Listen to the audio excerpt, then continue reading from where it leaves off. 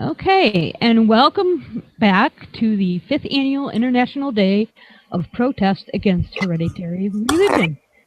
And basically, what we are trying to bring to the table is to raise awareness and broaden the discussion on the reality that forcing religion upon children is child abuse. And with me right now is Eric Schulte. Did I say your last name right, Eric? Yeah. And you're one of the organizers of this. What was your goal when you started this, or when you took over? Because actually, Tony Collins passed away. Was it last year? And he was actually the originator of this idea. Yeah, Richard Collins brought me on board to help organize it. And that's my main role is helping put it together and promote it and bring people in. Yes, you managed to sucker me in. Yeah. I'm kind of a watcher. I'm not saying that I'm not a doer, but my work schedule doesn't always allow me to participate the way I would like. So I'm kind of winging this. But Yeah. I mean, what's the history of the group that you're working with? Richard started it some years ago, I forget, in 2009 or something. And at that time, he brought a chat group together, but he was unsatisfied with that and was looking for ways to expand it. And then he was looking around for people to help, and nobody was answering for like I think it was weeks. I kept seeing Yeah. looking for more people to help, and then some time came up in my schedule, so I jumped in on it, and then we put together the second one, which went on air Mm-hmm. and grew a little bit bigger, and then that enticed the third one to come together, which got even bigger, and then Yeah. there's been a bunch of people helping over the years. There's Michael Burgoyes and Doug Einer, and then Lance Sievert came in the second year, and in the third year, Ryan Burkhart came in and joined, and then this year it's just me organizing it mainly, but there's a few people helping, and then you as the host are helping a lot. And the other host got the host schedule got screwed up a little bit because of the storm on the East Coast, so we had to scramble for an extra host. But luckily, it came together. Well, that's good. Yeah, I started starting with the third one. I don't know if you remember Robert Robertson from World Cult Watch. You had him Yeah. on as one of your panelists in the third one, and he and I are friends. And I'm very anti-theist. I'm very strong atheist, and I do consider religious indoctrination as child abuse. You don't have to look too far if you're based in the United States to I mean, it's in the news almost every day. I blog about quote harms of religion, and we have a case going on right now in Idaho, where basically the legislature in the state is basically hands off with parents killing their children because nothing fails like prayer. Yeah, exactly. Wow, damn. Um, and one woman basically is fighting this, Linda Martin, who I follow, and she's Yeah. basically is a one-man wrecking crew. Basically, she's trying to get legislation passed to basically eliminate the religious exemption to this faith healing stuff. Uh, Yeah. I have a trailer mouth, so am I allowed to be a trailer? Self-edit. Yeah.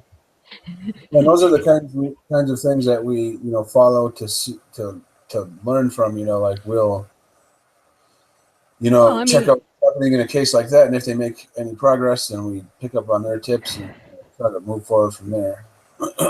yeah. Well, Idaho is kind of unique because it's one of the last bastions for the. I can't think of the church's name. I want to say Church of Christ, but I know that's not right. And basically, that whole area is inundated with these church folks, and they basically believe faith healing. and they're not Jehovah's Witness or anything like that. This is basically a sect of mainstream Christianity that broke off, that doesn't believe in medical care. I Yeah. mean, we had the case here in Pennsylvania with the Scheibels out of Philadelphia, who not only killed one child, but within 2 to 3 years, they killed a second child. Yeah, and a lot of people might think that's the most extreme part of it, but that's just a manifestation of the mentality. And if you let that kind of thing go, then it spreads to other areas of it, and then pretty soon they're abusing children in more wide open ways. Well, you have to look. I mean, look at the whole Debbie and Michael Pearl issue. To train up a child. I mean, Michelle Duggar and her fly by night little hubby there basically espouse the Pearl method, which is basically beating your kid into submission. Yeah. I mean, where does it stop? I mean, I'm against any type of corporal punishment at all. I don't believe in spanking. I mean, I grew up with that shit. So I'm very much opposed to it. You don't have to hit a child to correct a child. Yeah, but exactly. Where does spanking end and corporal punishment begin? When does that corporal punishment then become abuse? Yeah, and a lot of people, there's a movement against just that. It's becoming taboo to even spank your child anymore. So that's another part of this whole wave that I think can make something change here. So a lot of people tell us, they don't think anything can be changed in this area, but you've already mentioned, a few ways there where it is already changing, in parts of the big picture. Yeah. It becomes dangerous when, and they mentioned it on the first segment from today too, where that, I just lost my thought. Where they were talking about, as the public, where do we stand? Not just being atheists, but just you see something in public, do we step in or do we not? Do we have the right to or don't we? I mean, when is abuse abuse? And it doesn't necessarily have to be physical abuse. When I worked for Wendy's, I had a customer who had a 5-year-old child and just literally ripped this child to shreds, up one side and down. I mean, 5 years old. Yeah. And when does that become acceptable just because, oh, you're going to hell? I don't see the difference. And I think that's the problem when you have that religious indoctrination, especially since birth. I mean, here in this country, in the States, we are predominantly Christian because that's what we are. If we were born in the Middle East, we would most likely be Muslim. If we were born in India, we would most likely be Hindu. If we were born in Japan, we'd be Shinto or possibly. Yeah, and that's part of the picture. We need to figure out how to articulate in a way that I mean, how I mean, it must be abuse to just teach children random fairy tales, right? I mean, how can you stand firm on the notion that I should be able to teach my kid a fairy tale? They might have a case if there was only one fairy tale. Maybe they would have a case if there was only one, but there's all kinds of them. So we can clearly see that somebody must be abusing their child into believing. Hello. We have another visitor. Hey, how you doing? Hi, Mario. Hi, Beth. How are you? I'm all right. And introduce yourself. Tell us a little bit about yourself and why you don't like hereditary religion.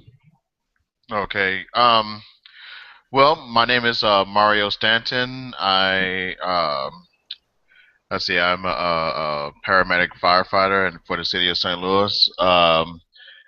Let's see, I'm founder of a Black Atheist group on Facebook. I'm also a board member of American Atheists, and I've been an atheist now for 10 years and been non-religious for probably much longer than that. I don't like hereditary religion because just like Eric was saying earlier, there is some abuse to that. Um, and in the way of shaming children, in the way of putting children in harm as far as like physical harm, emotional and mental harm. Also, it allows for it stumps children from being able, sorry, from being able to learn. Um, so let's say you send your child to school, and the school teaches the child, some scientific things, whatever, and that child won't be open to learn about those things, whatever, if they're pre-programmed with this fairy tale that has been taught to them early on. So, so that's some of the things right there. Keep that thought about science in mind. Tommy, welcome. Please tell us Welcome. a How little you bit doing? about yourself. Atheist down here in Georgia. Been atheist for a couple of years now. Um, was raised Irish Catholic, but don't know if I ever really believed more than just accepted it because that's what I was taught from the get-go. Started questioning it a couple of years ago, oddly enough, thanks to a comedy bit by Joe Rogan.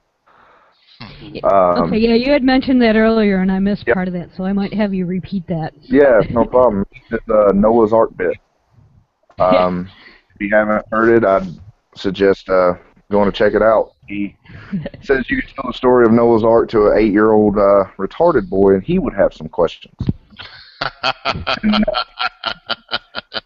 So I'd heard it before, kind of offhand and stuff, and I laughed and stuff like that. But this one time I'd listened to it, it just made me start to question it, and I accepted that as fact, and I started diving into it, looking into it, and realized how full of shit it all was.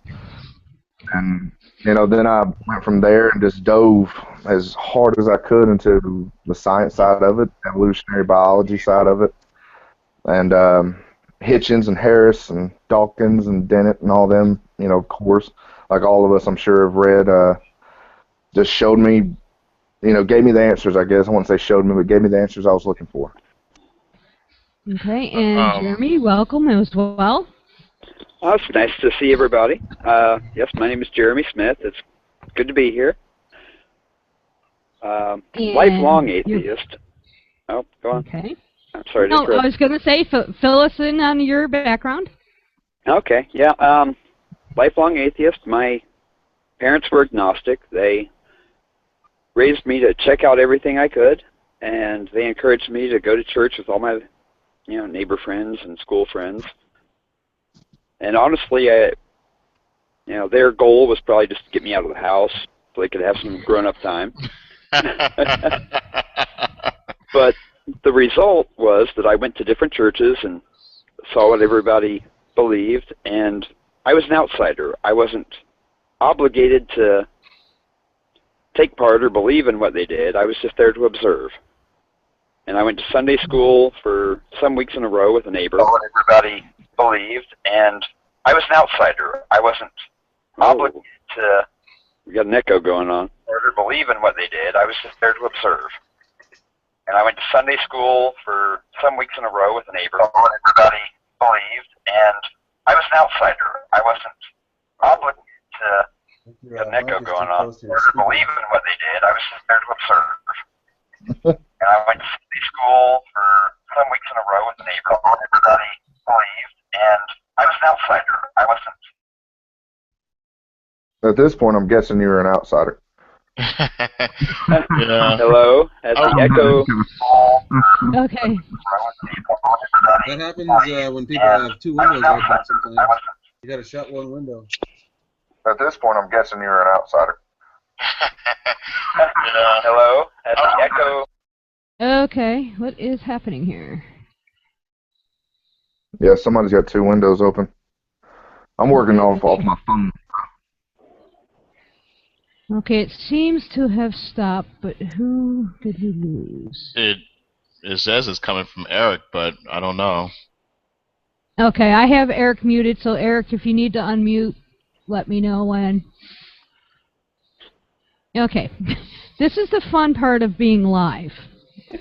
Especially on Google Hangouts is notorious for this, and I broadcast every week, and we have interesting things going on our live broadcast, so we'll just have to kind of work through them as we go. All right, can I But you were saying, piggyback? Jeremy. No. Yeah, go ahead, Mark. Okay, well, Oh no, I'm gonna let Jeremy finish, and I'm gonna piggyback off of what Tommy said. Okay. okay. If the echo stopped, yeah, this is the fun part of live anything. We're working out the bugs. I've never worked on this platform before today, so good times. But yeah, I went to Sunday school. I read the Bible cover to cover, or the Judeo-Christian Old Testament, New Testament. Mm-hmm. By the time I was about 11, and I just saw all the contradictions, all the incest and slavery and rape, and like, wow, this is not right, and some of these things don't jibe. So even in an 11-year-old's mind, I took it as, okay, this is just made up stories, and I went from there. I know, I'm sorry, I forget your name. You had something to mention, I'll let you go. Okay. Yeah. So like Tommy, I was also born and raised Catholic. Um, I kind of went to a period later on, like during my childhood and during my teenager years, in which I questioned everything. There was a lot of things that didn't make sense. Now, later on, while in college, I really tried to embrace the religion that I was brought up in to the point where I even considered becoming a priest. I got to the point where I was even trying to figure out what order I was going to belong to. Was I going to be a Franciscan? Was I going to be a Jesuit? So I was going through that whole thing, and just like Jeremy mentioned, reading the Bible cover to cover is kind of like what what brought that spark in my mind or whatever. Like there's some serious issues here, and I think what did it for me was not necessarily, I guess, for everybody else it would have been the rape and incest and all that type of stuff. I for some weird reason, I guess I got myself to the point where I was able to justify that, in some sort of way. But I guess what did it for me, what really pushed me towards doubt, was Paul. And if you understand Paul and his relationship to modern theology, the orthodoxy of Christianity, how basically he is his theology that won out, in ancient times, and whose theology that we all follow. If you have serious doubts, Pollyanny. exactly. So if you have serious doubts with Paul, then nothing else, whatever, will fall in place as far as the Bible is concerned. So yeah. Well, one question I have for you three, and then I'll fill you guys in on who I am, is what age were you when you not so necessarily doubted, but actually embraced being an atheist? I'll say I was as an atheist probably 27, 28 years old, but starting to doubt it when biology class in ninth grade, when evolution came up. But my parents' response to that was I wasn't allowed to do any of the work. I had to fail that part. Ooh. Mario, what about you? I had to say I was about 30 or 31. I'm 40 now, so I'll say about 30. I was a deist for probably 10. No, I'm sorry, probably about 7 or so years before then. So I've left organized religion a while back, and it wasn't until I picked up The God Delusion by Richard Dawkins that I actually embraced being an atheist. So, And Jeremy, what about you? Well, I don't know what age one is in 5th grade. But Okay. that was about the time when I had read the Oh, Bible. that's right. Yeah, and I honestly, I had this great teacher in elementary school teaching us history, and just talking about the white settlers coming in and using their theology to justify the genocide. That really rang in my head that, something ain't right. Yeah. Well, just for people that aren't familiar with me, I go by the screen name of Dune. You can usually find me on Monday nights on Google Hangout doing a radio show called Beyond the Trailer Park.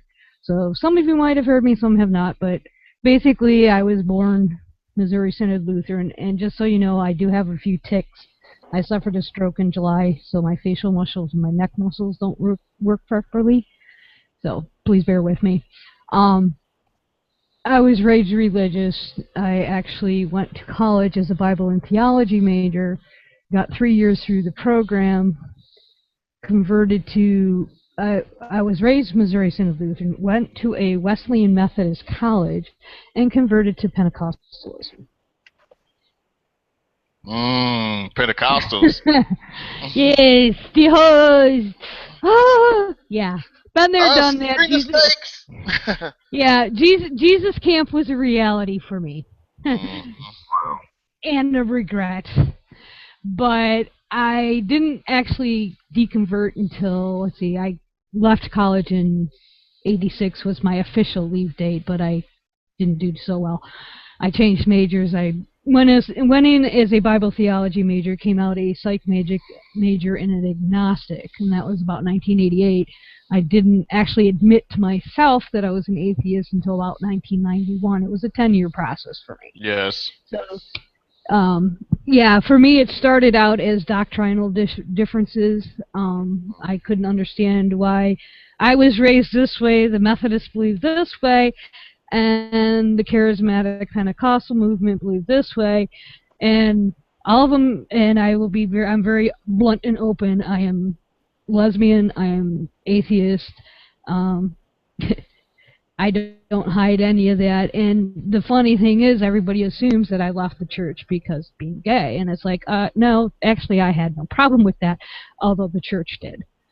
So yeah, it was a 10-year process for me, and I basically, in about 1991, I dropped down to agnostic/deist, and then eventually I suffered a psychotic break in 1995, and I realized that basically all the indoctrination, all the you're a bad person, there's something wrong with you besides the fact that I was nuts. You're a sinner, you were created evil, all that crap just finally, I think, on top of trying to raise a family and yada, yada, yada, I just finally snapped. And it was, I think it was my second hospitalization, I just finally admitted that there is no God. And that was, I admitted it to myself, and it was probably another 4 years, 5 years before I publicly actually told somebody that God was a joke. No, I don't believe in God. So it was a long process, but for me, why I find this whole hereditary religion thing, indoctrinating your child at such a young age. I mean, I don't know if you've ever watched Jesus Camp or seen any videos of such. Rosa Sharon Camp in Tennessee is another one that made the news about a year ago. And, I mean, they had toddlers, 3-year-olds. I mean, just doing the whole holy roller thing. I mean, there's actually a 3-year-old preacher that they tout. It's like, okay, at 3 years old, well, I was kind of an odd child. I'm also a tomboy. I played ice hockey for 26 years. All I cared about is where I was going to score my next hockey goal. I mean, my dad told me about 20 years ago his biggest regret was ever giving me a hockey stick. I said, well, you're the one that did it. I was 3 years old. I have been a Sabres fan before the Sabres were even the Sabres. I'm originally from Buffalo. So, but it's like, that's all I cared about growing up. I mean, yeah, I did my little religious BS. I mean, I was confirmed and all that stuff in the church. I mean, basically, for those of you that aren't familiar with Missouri Synod, just think Catholic wannabes. Mhm. Yeah, Jesus Camp is pretty much, Mario will tell you this, is just a more energetic Catholic school. Yeah. Yeah. Well, I was actually a camp counselor at a camp similar.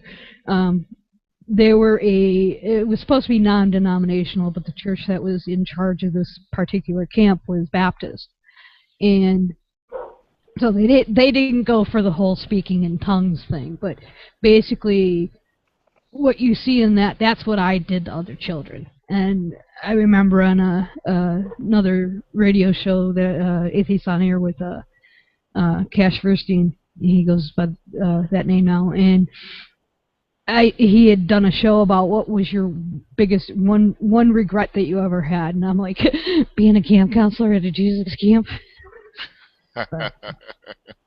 But yes, I'm actually a Bible and theology major, hermeneutics and Old Testament and Paulinian writings are my forte, or anything doing with homosexuality in the Bible, because it's not in the Bible. So but that's me in a nutshell. People can, if so many people like you guys can, you were young and then something happened to you that made you stop being religious. What do you think is preventing other children from figuring out how to get onto those same paths? I think the brainwashing is deep for a lot of people, and I'm one of those people. I just ask why all the time. Why? And I think that there are a lot of people who they're just missing that, or they're content with with what they're told. I have to deal with people like that all the time. So they don't really they like surface answers. They like answers that are they're feel good answers. They bring out a certain emotion, but they don't really delve deep into it. And I think the difference between them and us is that we constantly question, not because we want to prove anything wrong or right or anything like that, but we just have to know. We have to be in tune with what is reality. So I think that may be it. Well, I had to I step away think. for a second. I'm sorry? I was saying I had to step away for a second, so I'm not exactly. Okay. I had to go grab my tea. Okay. Well, this is Jeremy. If I may. Go ahead. Okay. You touched on the mental health aspect, and I've had some issues in childhood, a lot of trauma actually, and I made it through, and God, I'm damaged, but I've seen other people who had similar issues, and if they were raised religious, then there's the issue of they're thinking, why did God do this to me? Why am I being punished?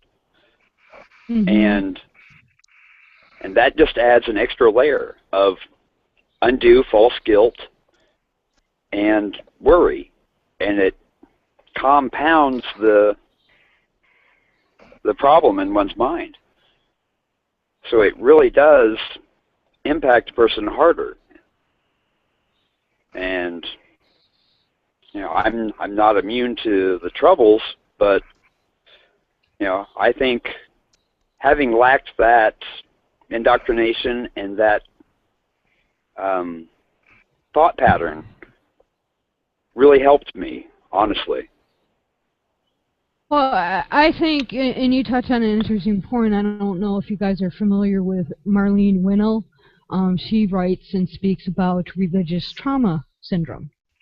And being that I have a history of post-traumatic stress disorder, which went along with my bipolar, it's funny because I look back at it now and I see I mean, like we were talking about, why can't people get out of this? And a lot of it's the fear that's been instilled in a Yes. child. I mean, it's one thing to, like Eric and I were talking before y'all joined us, that, like with corporal punishment. Okay, you have your disciplinary spanking, which, as I said earlier, I am totally against hitting a child for any reason. But then take that a step further and you have, quote, corporal punishment. Take it a step further, you have Debbie and Michael Pearl to train up a child, and as I mentioned, just watch 19 Kids and Counting, if you can even watch it anymore. I don't know if they're available online. They use that method. Go ahead. Oh, I'm sorry. I was saying you were talking about if you can watch it anymore. Seventh Heaven, the whole thing with that guy, I can't remember his name, but he admitted to molesting teenage girls. Those shows were pulled from normal TV, and now they're on the Christian network only.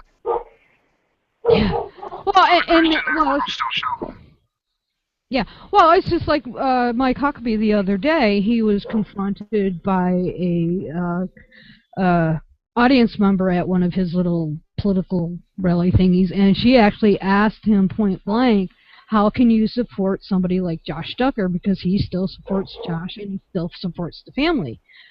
And he basically said, shut up, you don't know what you're talking about, you don't know those people like I do.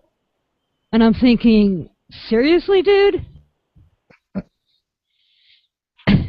I mean, what planet would anybody have to be on to be able to respond to a question like that? You don't know them like the way I do. And I can just imagine the voice he used. I mean, that's what religion teaches. I mean, yes, what happened to the girls was horrendous. I consider Josh just as much as a victim, but his subsequent actions, Ashley Madison being the primary, and the lies tell me that he knew what he was doing was wrong. I mean, granted, he probably was not taught properly growing up as a child, but he had wealth of information available after he reached 18 or when he got, finally got out of the house. But yet we have a politician who, claims to be a godly person saying, oh, you don't know him like I do. But yet, like you said, these shows are on Christian TV. Oh, they're forgiven. But yet, they want me dead. Just because of who I sleep with. That, to me, is a really strange dichotomy.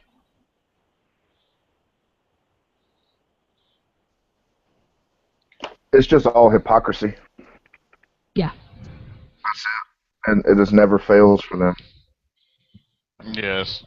Something that Jeremy stated just a minute ago about people who hold guilt. I meet a lot of those people in my line of work. They get into a car accident, lose an arm, or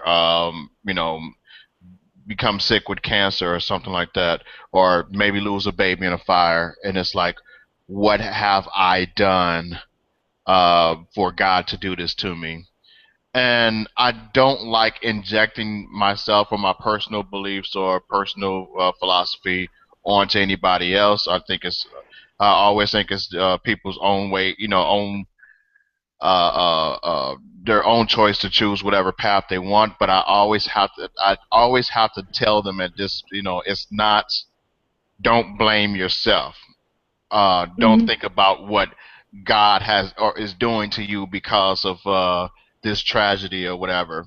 Um, um, this is not a curse. This is not a punishment.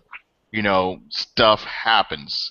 You know, and I don't really say it in that. I kind of go to the shit happens thing, but stuff happens, and there's no rhyme or reason for it or whatever. It just happens. You know. Um, some days you're fortunate, and some days you're not. Um, but yeah, and it breaks my heart or whatever every time I see this, because here it is. There's this tragic thing that happened, and the first thing they go to is, what have I done? What did I do to deserve this? Why is God punishing me or whatever? Why is God doing this to me? And it's not a really healthy place to be in that aspect.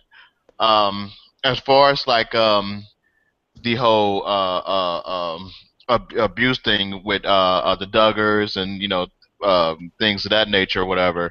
Um, Something that Tommy can probably relate to. We were raised Catholic, and there's that whole abuse scandal that's going on within the Catholic Church, where priests have been molesting children. Now, I always say this because people always come to me, religious theists. They always come to me with some Pascal's wager. Okay. Mm-hmm. If I'm, and I'm speaking as the theist, if I'm right, then I have nothing to lose. But if you're wrong, then you lose eternity. And I always argue that's not necessarily the truth. If I'm right, then you allowed yourself and your children and your grandchildren and your significant others to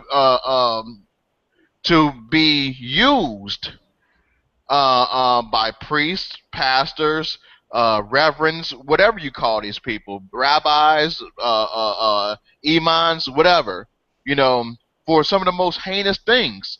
I was just reading a post on some church in Kenya where the pastor there says, tells the women not to wear underwear in the church, so the spirit can easily get inside them, you know. Yeah. And it's like, this sort of like, sexual deviancy, sexual predation, and things of that nature or whatever, uh, um, exists within these circles or whatever, because these people have been so brainwashed or whatever to trust that this person is representing who they think of as the creator and governor of the entire universe.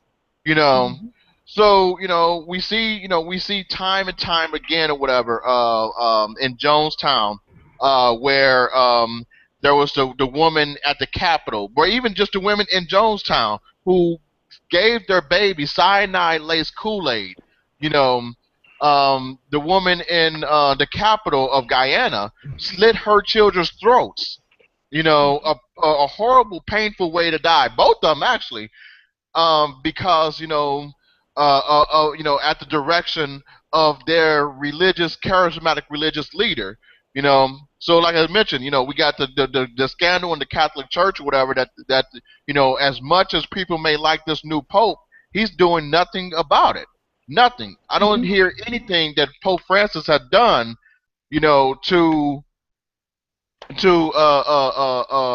remedy this abuse in the Catholic Church. Now, myself, I'm fortunate that I never had to go through something like that. But I will say that when I was older, and I was probably about 20 or 21 years old, I went to confession, and the priest, and I loved my priest at the time, but he seemed kind of creepy.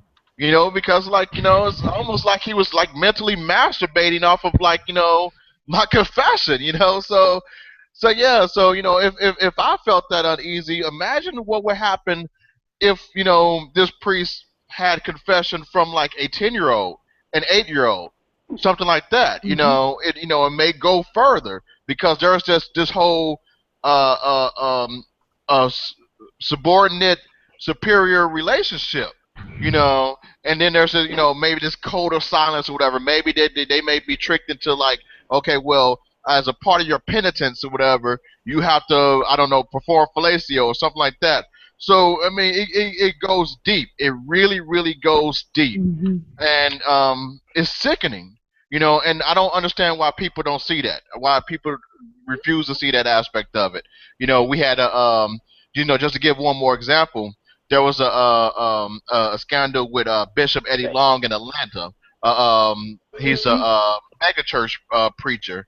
I think he's a Baptist or something like that. One of those prosperity gospel preachers, and it turned out he was paying 16-year-old teenagers basically for sex, and he'll buy them cars and whatnot, buy them clothes and everything, and fly them to like Australia and all other locations, and it was a part of him, his way to like wooing these guys or whatever, and into basically having sexual relationships with them, and we're talking about teenagers here, so there's no limit to the amount of abuse that can occur once you tell a person or whatever who's already pre-programmed to think like and think in a certain way that I am the mouthpiece and the conscious of of what is supposed to be the creator and governor of the universe. Yeah. Well, I think you hit on one point too. I mean, we could probably sit here for freaking hours just rattling off examples of, as I call them, abuses of the church or of the clergy or even lay people, I mean, that use the church as a shield. And when I say church, I mean all denominations, not just the Catholic. Exactly. I mean, I post at least 10 to 15 stories a day on my blog.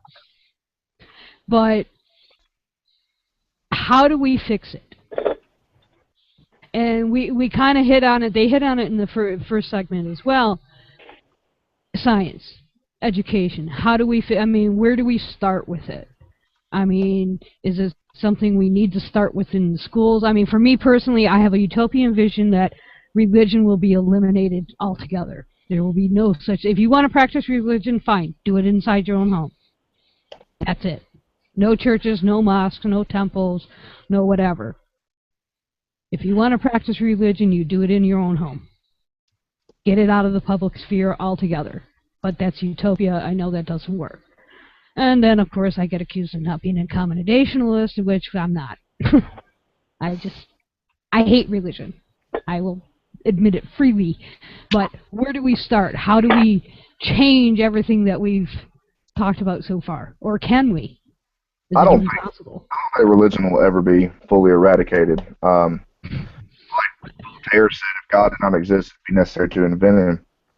People are always going to have superstitious beliefs. I mean, I know other atheists are like astrology and believe in ghosts and Bigfoot. To me, there's a huge difference between being an atheist and being a skeptic. Yes. I am an atheist by that definition, but I'm a skeptic overall. I don't take anything, for somebody's word for it. I question anything and everything somebody tells me, especially when they say that it's fact and it's truth because they know, or they read something, or somebody told them. But as far as eradicating it, yeah. I mean, I'd love to have it gone, just like I'm sure any other, not only atheist, agnostic, but humanist. Just from all the violence and the evil that it does in the world.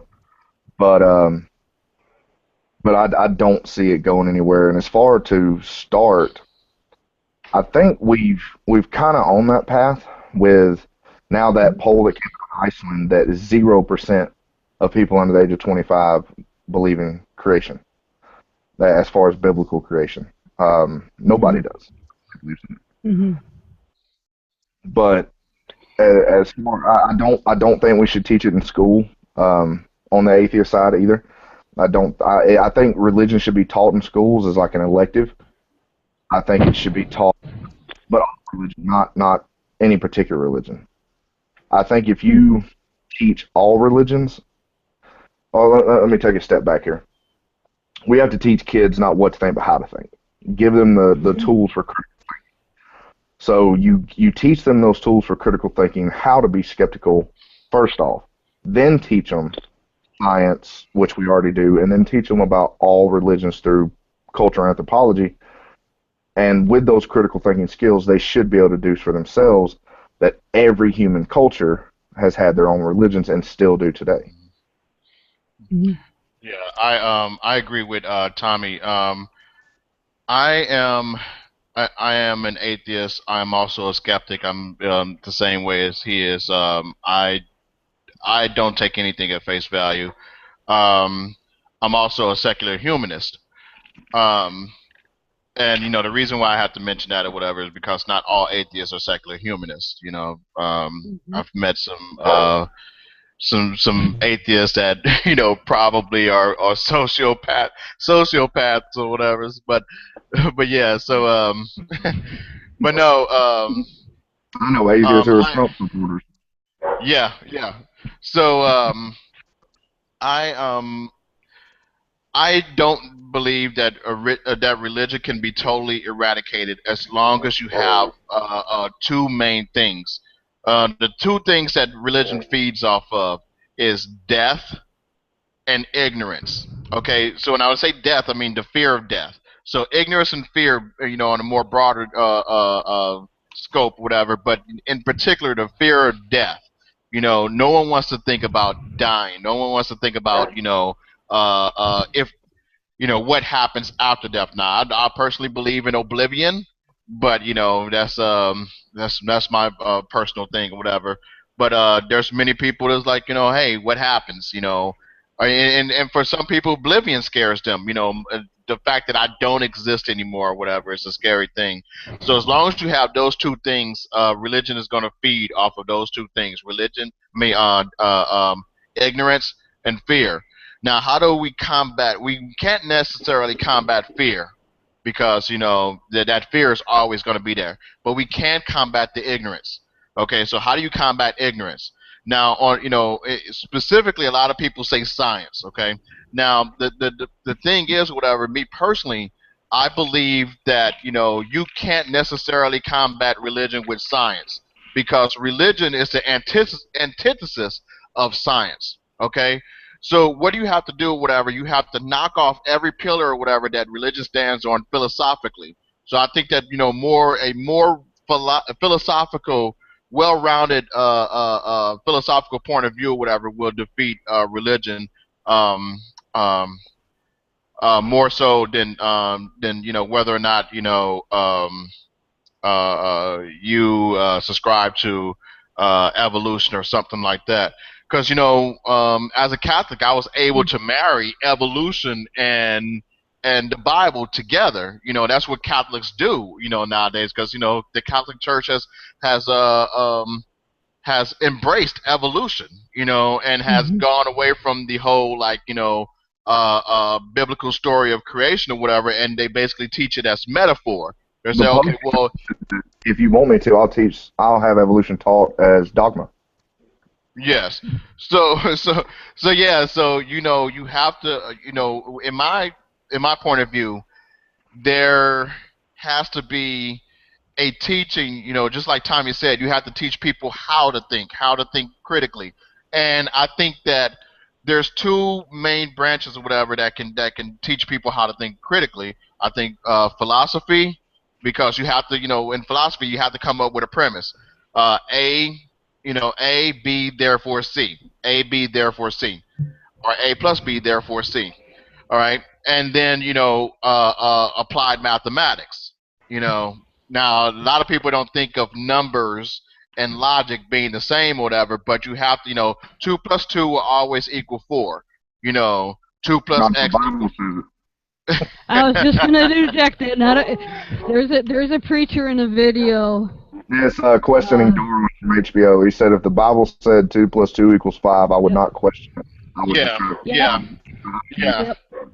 But it's something that you could, well, and I guess that if they're that far gone or whatever, there's nothing you can do about that. But but yeah, That's I why do. sometimes I said, now this may sound crazy, but that natural selection doesn't really work for sapiens anymore. Because a guy like that with that kind of intelligence would have been eaten by a jaguar within about 3 weeks of being in the woods. Well, we have another member joining us, David. Welcome. Hello, David. Pretty much Hey, have David. pretty much have asked everybody as they come in. tell us your journey and when and where and how you became an atheist and why you don't like hereditary religion.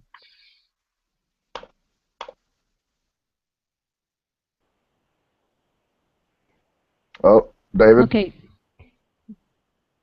Can't Dave, hear we you. can hear you. I think we have another newcomer as well. Yeah, Mary Wood. Mary, but looks like Christmas lights, maybe? Mary. Yeah. Yeah. Mary, you're muted. Can you hear us?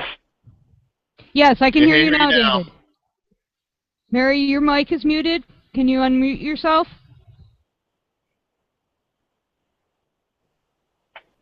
Live broadcasts, gotta love them. Okay, while the newcomer's unmute, gosh, I was going to jump in and say something. We were talking about how do we deal with this? How do we make a better paradigm? And it's going to be a process. Mm-hmm. And honestly, I think it starts with coming out of the closet.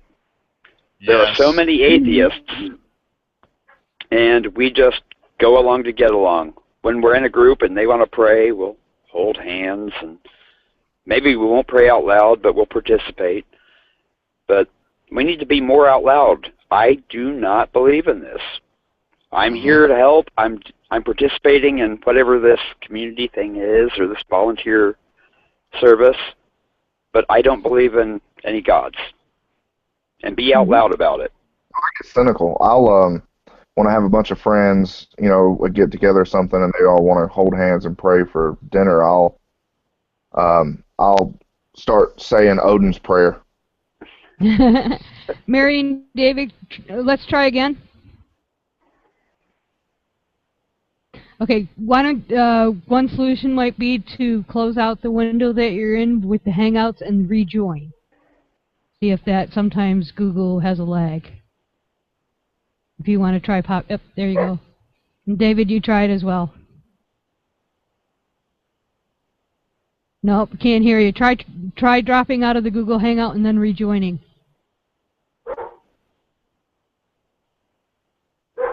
Okay. Okay. Hopefully they'll be able to come back in. They had yes, issues in the first segment as well with sound. And yep, that was my problem. Yeah, just so you know, this is the first time I've well, besides my own show I did once, I've actually hosted a hangout type thing. So if any of you are more tech savvy than I, please jump in. New technology and live anything, this is what you have. So yes. Surprises abound. All right. Ladies and gentlemen, I'm going to have to leave you guys here. I invite any of you guys to friend me on Facebook, hit me up on Twitter. Also, if you guys have any other Google chats that you do, I know Beth, you said you do something on Mondays. I would like to join in. Yeah, I would like to join in on Monday night if I can. Just send me a personal message or something. But I really have to get going. One more last thing I'm gonna say before I leave. Go Blues, and you know, we here in St. Louis has recently lost our football team or whatever. So that's the main reason why I wore this hat here or whatever, just to show my support for. But that's the Blues. Yes, that's the Blues. So my support for my city and its sports, you know, its sports teams or whatever. But I am a huge baseball fan and a huge hockey fan, and I was an NFL fan, and I don't know if I'm a boycott the Super Bowl this year or what. But anyway, you guys take it easy. I really enjoyed talking to you, and we should do this some other time. Mario, hit me up. I'm sorry. What's your last name? Stanton, Stanton. Gotcha. Oh, duh. Yeah. All right. You guys take it easy. Mario, it was great to meet you. You have a good evening. All right, you too. All right, bye-bye. Yes, thanks for your input, Mario. David, Okay. how are we doing on your sound there? Can we hear you yet? Do you have your mic turned on? I know that sounds like a really horrible question to ask. No, he's muted. Yeah, now if you're you muted. press your screen, and when it brings up the microphone symbol, if there's a slash through it, press that. Okay, he's unmuted now. Nope, now he's muted again.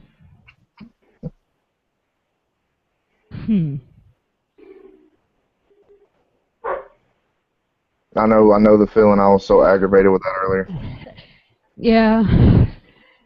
I'm trying to think. Which doesn't work with my brain right now. David, can you hear us? Okay, he told us to hold on. Yeah, I think he can. What I think he needs to do is go to his, which this didn't work for me on my laptop because I think something's wrong with my driver, but go to his playback devices and switch to his headphones that he's got on. Thank you. Yeah, that's what I was trying to think of, and my brain went blank.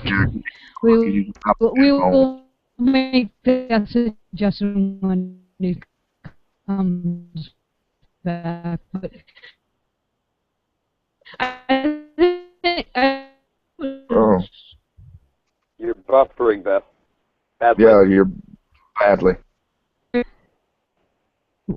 I'm breaking up. You're sounding coming back in now.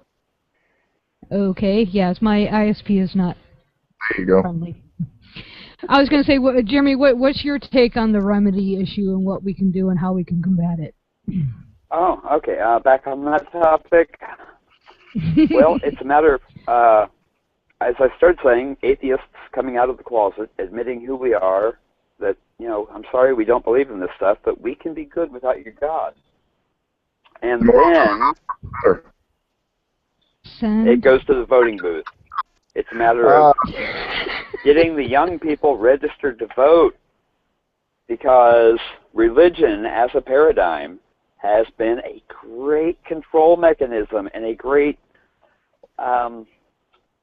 way to get people to bend the way you want them to without thinking. And a certain party has taken a lot of advantage of that.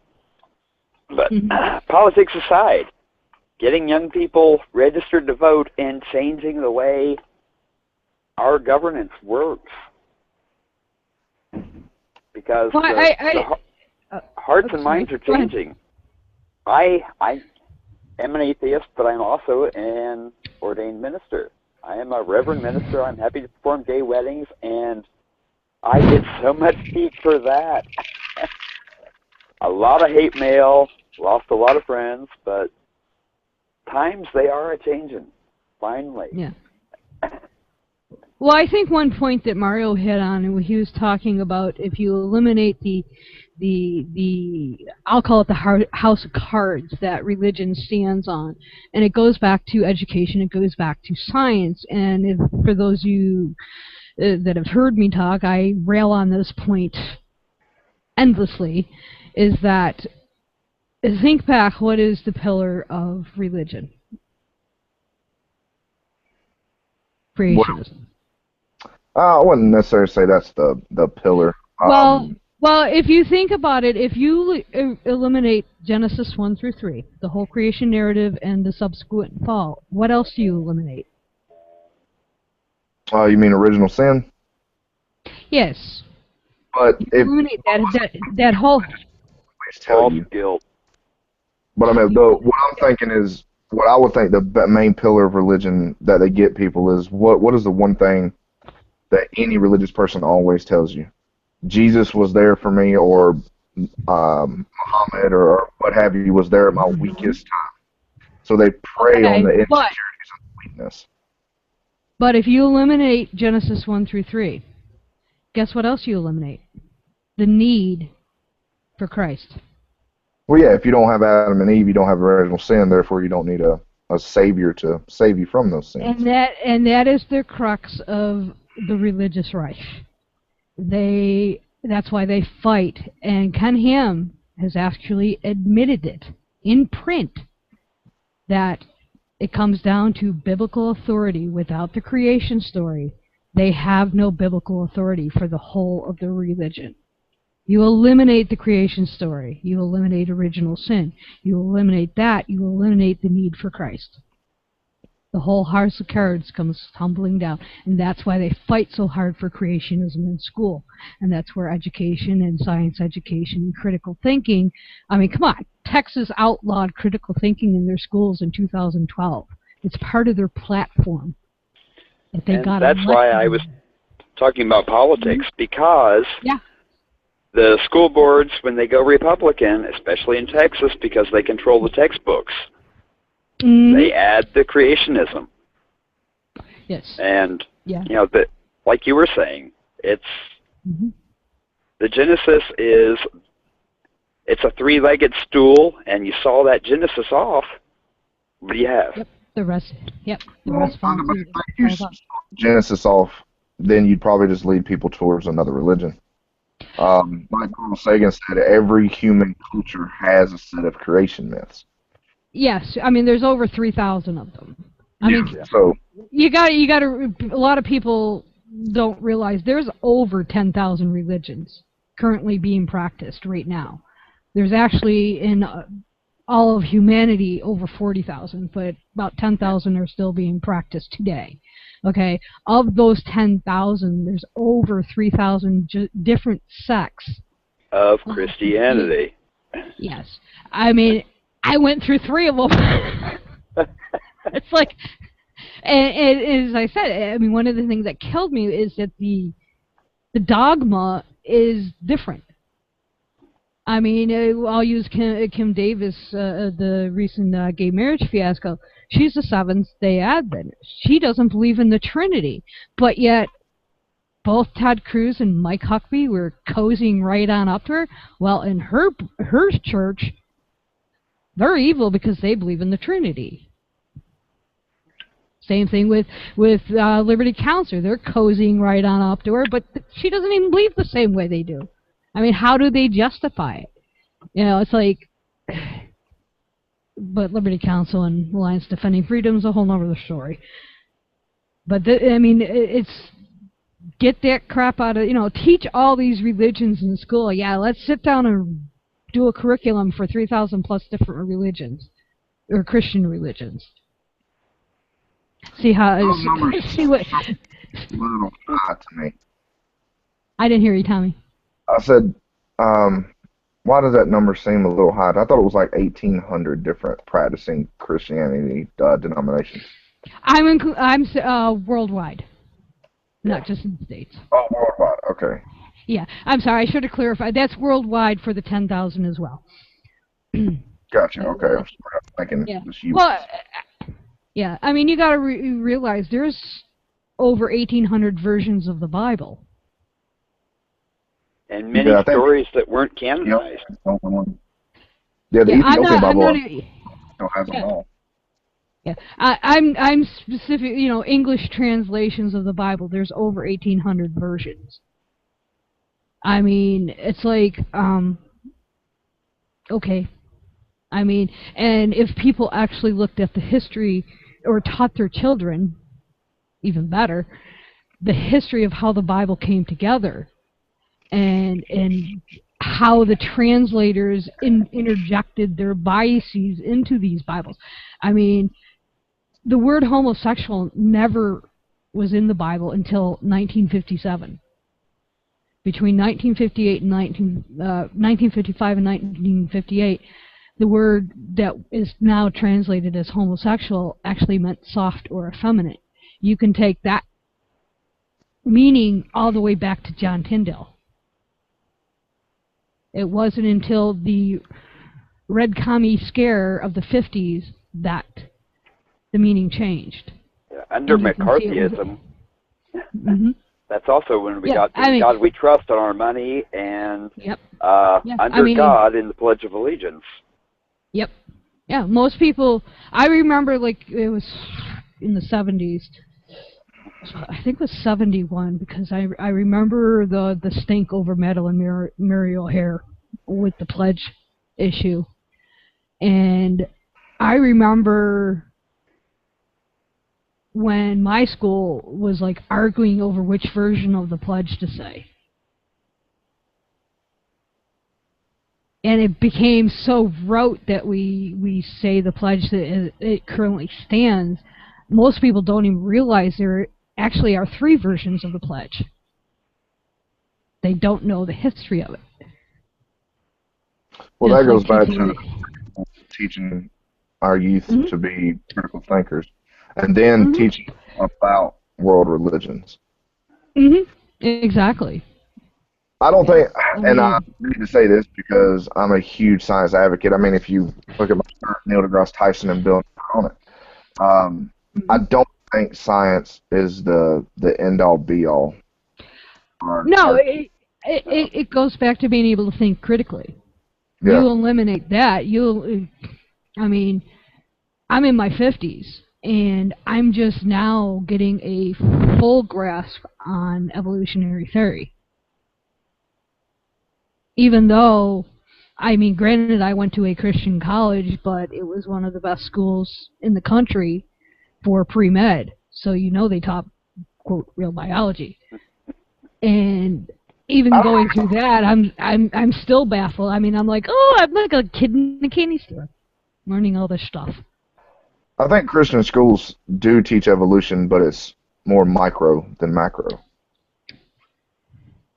Yeah, we're going back 30 years. I don't remember. There was a guy that was messaging me earlier that has and I don't know where the degrees are. I haven't verified them or anything, but he's a Christian apologist and a advocate for intelligent design that has a PhD in cell biology and a master's in evolutionary biology, but believes they're myth. That seems like thousands and thousands and Talking thousands it. of dollars based on something you don't agree with. Yeah. Well, and it goes back to try not to get into the politics. It goes back to control and manipulation. I mean, they touched on it briefly in the first segment as well, about sexuality and in controlling, like with confessions. I mean, like we were saying earlier. I mean, the priests are probably in the confession box jacking off to what people are telling them when they do something, quote, bad. It's like they What I use it as have to sympathize, I think, with the priests there. If I've got 40 soccer in a row telling me how many dicks they swallowed this week, and there's nothing I can yeah, do, it's going to yeah, get pretty, yeah, it's going to get pretty hard to deal with after that 30. yeah. But So it just, I think you can say at that point before the priest has got to take a smoke break. yeah. Yeah, it's nuts. If you could do one thing, though, either one of you, what would you do to change things? I mean, what would you push? I would push education. And as I said, it starts at the voting booth because that seems to be what is pushing the direction. And it's at the local level. It's your school boards, it's your city council, it's your mayor, it's your governor.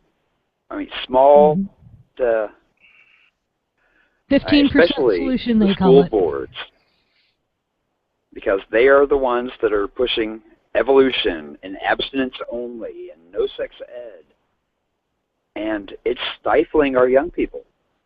Mm-hmm. I agree with Jeremy. I think of course it's education. But I do think it starts at our voting booths because our government decides where budget goes, our money goes, our taxes.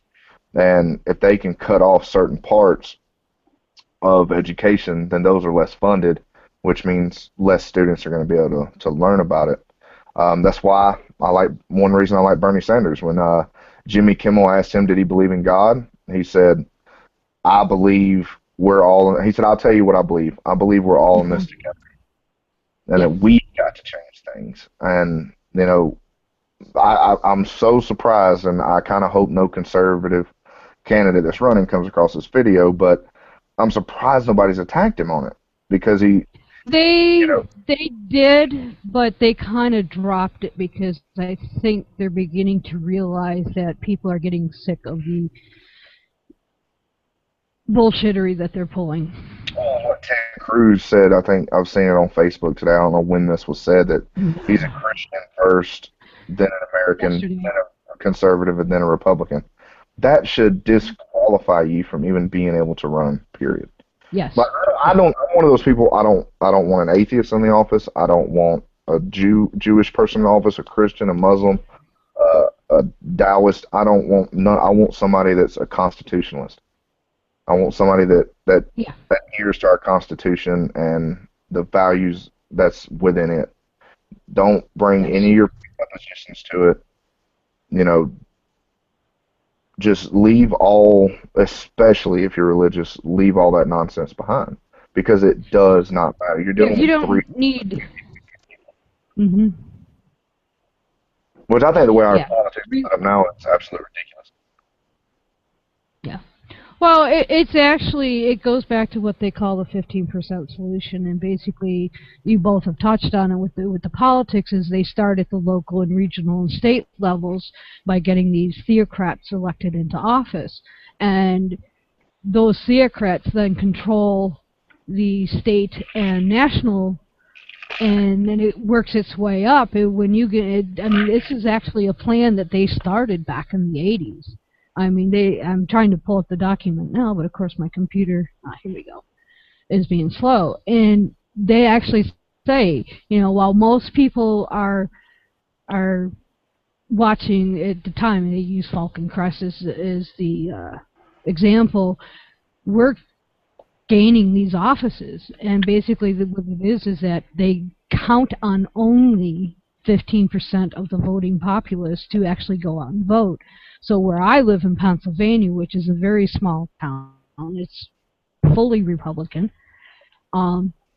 we have, if we're lucky now, 3,000 people in our community, in our county. So 15% means that people are getting elected with 450 people voting. Most people that have gotten elective office, it's 81 people are voting these people, and I mean that's ridiculous. I mean, and they build on that. Kind of off topic here, but this was shown to me the other day, and I never heard of it before until then. Have either of you ever heard of the Venus Project? Yes, I have. Man, I was Jacques astonished by Fresco. that. Yes. A friend of mine on Facebook went to high school together, middle school together. He actually sent it to me and told me that I should watch it. And I did, and I was absolutely blown away by it. And it's an amazing documentary. The newest one they just did that was released, I believe, in November of last year. There's 2 parts to it. But it's absolutely phenomenal documentary. And I'd recommend it to everybody. It's free on YouTube. What's it about? Jacques Fresco is a social engineer, and he's got very utopian ideas, but very tangible ways to go about it. And it's beautiful. But to get from where we are to something like that, it would be a process. Well, it's kind of relevant, and essentially, in my mind. How would it compare to Russell's Thrive or the Zeitgeist? Oh, no, it's completely different from the Zeitgeist. Yeah. It's not really a religious documentary. It's more just a social documentary. Yeah, I'm thinking Zeitgeist 2 and 3, and then there was this other one. There was another one, Thrive, which is real pop. In fact, it's coming back. I've seen people posting it again. After the first Zeitgeist, I was kind of wasn't really caught on with it. Seemed a lot of errors in there. Well, yeah. But I was just wondering if it was a similar utopian society that he espouses, if it was similar, but in a different, maybe from a different angle. Or if I'm confused. Jacques Fresco's ideas are much more tangible and obtainable, but like I said, anything's going to be a process. One thing he said in there that resonated very well with me is if we have the money to bomb and kill people, we have the money to help people. That's one huge thing that he said in there. That and one part of it, I can't remember the psychologist's name, but he's an evolutionary psychologist, and he talks about they discuss human nature and how people will blame it on human nature. But oh, it's not him, it's just or her, it's just human nature to be that way. But they talk about there's really no such thing as human nature. That your environment is what makes your decisions for you practically. Which reminded me of Sam Harris's discussion and book on free will. Mhm. I'm on the lines with Sam Harris. I don't honestly think we have free will in the sense that people say we do. I didn't choose my parents. I didn't choose my genes. Trust me, my body would be a lot better looking than it is if I did. Mine would actually work. So you don't pick your environment, and your environment, that you're around, your decisions are based off of. Like, I mean, yeah, you have free will as far as mechanical free will. Like, I mean, I'm speaking here to y'all. I do have the choice to leave or to continue going, but my environment of a scientific, atheistic, environment brought me to joining this cult. Hmm. The documentary touches a lot on that, and he touches on politics, how we don't really have a democracy, that it's sold to us as a democracy. This guy says, he says, for instance, if I told you that you from now on, if I controlled everything, we could have either fried chicken or hamburgers. Now, it's up to you. You can vote on it. It looks like a democracy because I don't really know what you're going to choose. If it's going to be hamburgers or fried chicken. But that's all you get. And so you'll have groups pro-hamburger and anti-fried chicken and vice versa, and will literally trash each other over decisions that are not their own but are just sold to them through highly publicized elections and campaigns. But it's not a democracy because they're only giving you two choices. You don't have 1,000 or 100,000 choices of what to pick. It's you get the right or the left. There is no other choice. So you've got to pick the lesser of two evils. Well, do you think that might be part of our problem? When I say our, those in the, I don't want to say atheist community because not all of us are just atheists, but within the secular community to try to broaden it some. Do you think that might be part of the problem that we have is communicating the changes that need to be made to prevent children from being indoctrinated? That you're either a believer or you're not. You're either an atheist or you're Christian or Muslim or whatever. Or, as the Christians put it, you're either a Christian or you're a Satanist. Their misuse of the term Satanism, by the way. I mean, do you think that dichotomy is a problem? Yeah, I mean, when you say atheists, there's agnostics. Penn Gillette did a video about this. There's a difference between agnosticism and atheism. One is belief, and the other is knowledge. Everybody, every intellectually honest person, even theists, are agnostics. Some may tell you that they know, but they're wrong because we know they don't know. They just believe. Where atheism is just a belief. If you somebody that says, "Well, I'm an agnostic," well, okay, do you believe God exists? They say, "I don't know." I'm not asking you, do you know? Do you believe? Well, no. Well, then by default, you're atheist. So, but the word has garnered, because of the amount of Christians and religious people in this country, has garnered so much hate. I mean, we're on, I don't know lately, but about 5 years ago, we were below rapists. Yeah. Yeah. We poll less We trusted. still are. Yeah. Yeah, people, We still are. well, not now, thanks to Trump and everybody, but just a couple of years ago, people would vote for a Muslim president in this country, 80% Christian, over an atheist. And just because we don't believe in their fairy tale, we're apparently evil.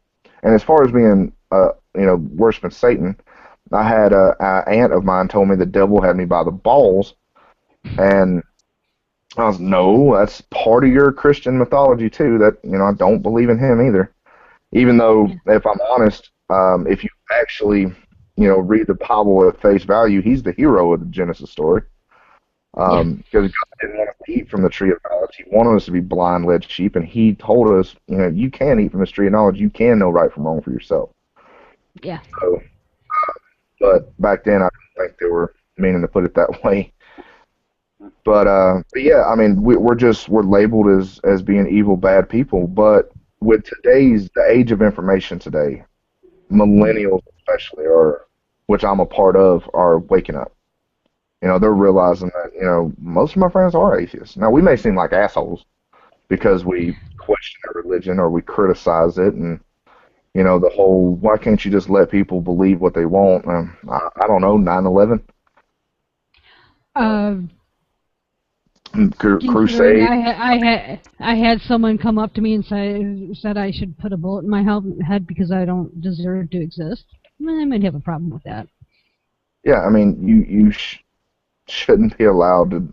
I mean, you should be allowed to believe whatever you want, but you shouldn't have the right for that belief not to be criticized. Yeah. But I think we just have to keep doing what we're doing now. Just keep going out there. Keep, just keep letting everybody know that we are, real people, good people, and they don't have to be afraid of us for some reason, because their parents, decide, we're evil because we don't ascribe to their bullshit. Yeah. Well, I think, too, it sets a kid up for failure. When they finally come of age and realize that pretty much everything they were taught is bullshit. Mm-hmm. It's like an analogy I like to use is I'm adopted. I've known since I could understand what the word meant that I was adopted, but I have friends who did not find out until their adulthood that they were adopted, and they totally freaked out. Because there's like, oh my God, my whole life is a lie. And it's like, actually, no, it's not. It's the same thing. It's like you find out 25, 30 years down the road that everything you believed in prior to that is untrue. At worst, at most, it's a fairy tale. I mean, it's mythology, no better than, Hesiod's Theogony or Homer's Iliad. The effects are devastating, or can be. I mean, there's some people I know that have woke up one morning, my co-host is like this, and I pick on her for it all the time, is that she woke up one morning and decided she didn't believe anymore. It's like, okay. Then there's people like me who took 10 years. And, do I think I was harmed by it? Not in a physical sense, but do I think it contributed to my bipolar? Yeah. Definitely contributed for me getting healthy, because I had that instilled fear of something wrong. Bad person, evil. I just think teaching kids that is bad. Yeah, to teach a kid that anybody is evil for any reason, that's no fault of their own. Obviously, Ted Bundy. This is a friend of mine. I just sent the hangout to Dakota. Been friends with him a while, so he's logging in now. But yeah, to teach anybody that stuff, if you teach them Ted Bundy is evil, well, yeah, there's a basis for that. There's evidence for that. But to teach them, that atheists are African Americans or Mexicans or white people or anybody like that is evil at no fault of their own is absolutely ridiculous. Hey, Dakota, can you hear me? Yeah, I can hear you. Yeah. Welcome, Dakota. Nice to see you, meet you. Hey, what's up? Let me get my headphones. I'll be right back. It's like my daughter absolutely loves my neighbor, Brandon, and his wife, Natasha, and they're African American. But if she got older and I tried to teach her that was bad, well, then she would have a racist bias towards them for no reason, just because I told her. Hush. All right, Dakota. Like everybody else that popped in here, you get to tell everybody for the video because this is live streaming on YouTube. Your history with religion, My history? and your stuff, like were you religious growing up and stuff like that? Oh yeah, I was pretty religious growing up. I was forced pretty much every Sunday to go to church up until about 16, and then we stopped going. So yeah, that's pretty much my experience with religion. And then, well, it was like went deeper than that. Like I would go to Bible retreats every summer, and then once I started learning about it all started when I started learning about quantum mechanics, and I learned a lot about logic and stuff. And then that's when I deterred away from religion, because I saw myself committing logical fallacies, and now I'd spend nights just thinking about it. So that's how I deterred away from religion and into atheism, pretty much. What particular religion were you? I was Baptist, a Christian. Baptist. Yeah, Ooh, that's a deeply ingrained one. yeah. Yeah, my mom still refuses to accept it, that I'm not religious. Mm. Ouch.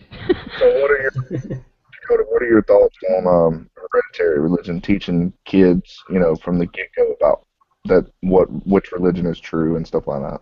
Oh, I think indoctrination of any kind is bad. Like, even to indoctrinate someone into atheism, I'm kind of against. I think you should, when you have children, you should encourage their freedom of thought themselves, and then whatever path they want to take, then just let them take it.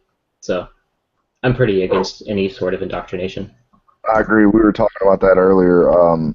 We all pretty much came to the agreement that you should teach kids how to think, not what to think. Exactly, yes. I'm with you on that one. Because if the truth is there with whether it's evolution and quantum mechanics, I couldn't even explain. I don't think I can spell it, more or less understand it. Physicists have said if you think you understand quantum mechanics, you don't understand quantum mechanics. You just kind of have to let it, accept it, rather than try to understand it. But we know evolution is true. We know the Big Bang is true. Oh, we know, yeah, there's no doubt about that. Well, that's here's not something. Yeah.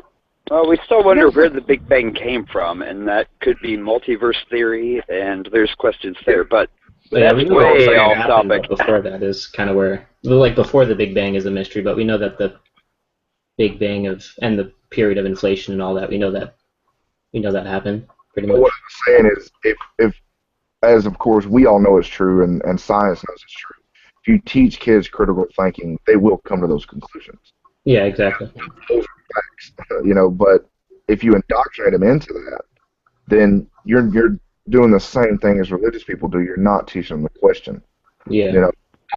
I tell my son, question me. You know how to use Google. Google me. If I'm wrong, come tell me. If I tell you something and I'm wrong, tell me. I said, now I may want to see your source to make sure you can just go to Wikipedia that's dumb edited. But I said, question everything, man. There's nothing that should not be questioned in this life. Exactly. Nothing.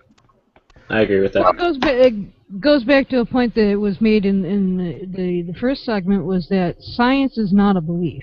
Science is true whether you believe it or not.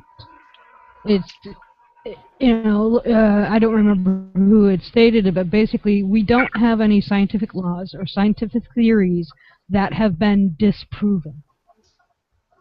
Well, we do. I mean, centrism is a theory at one point. But there's nothing in science that, if it's disproven, we stay with that. Right. Exactly. Yeah, in science, we Well, want people to disprove stuff so we get closer to the truth. Well, even with geocentrism, though, a new theory was developed. It's kind of a long, continuous change. What I'm saying is, as far as the laws, we haven't changed any. And this is one of the arguments I get into with a lot of creationists, is that they try to circumvent with the existence of God, for example. It's just like, well, if God existed the way we accepted to him, the omnipotent, omniscient, etc., the way it's described in the Bible with his characteristics, then according to Newton's third law, he can't exist. And it's just like, well, then you get, yeah, and then they get into, well, God supersedes the laws. Well, then they're not laws.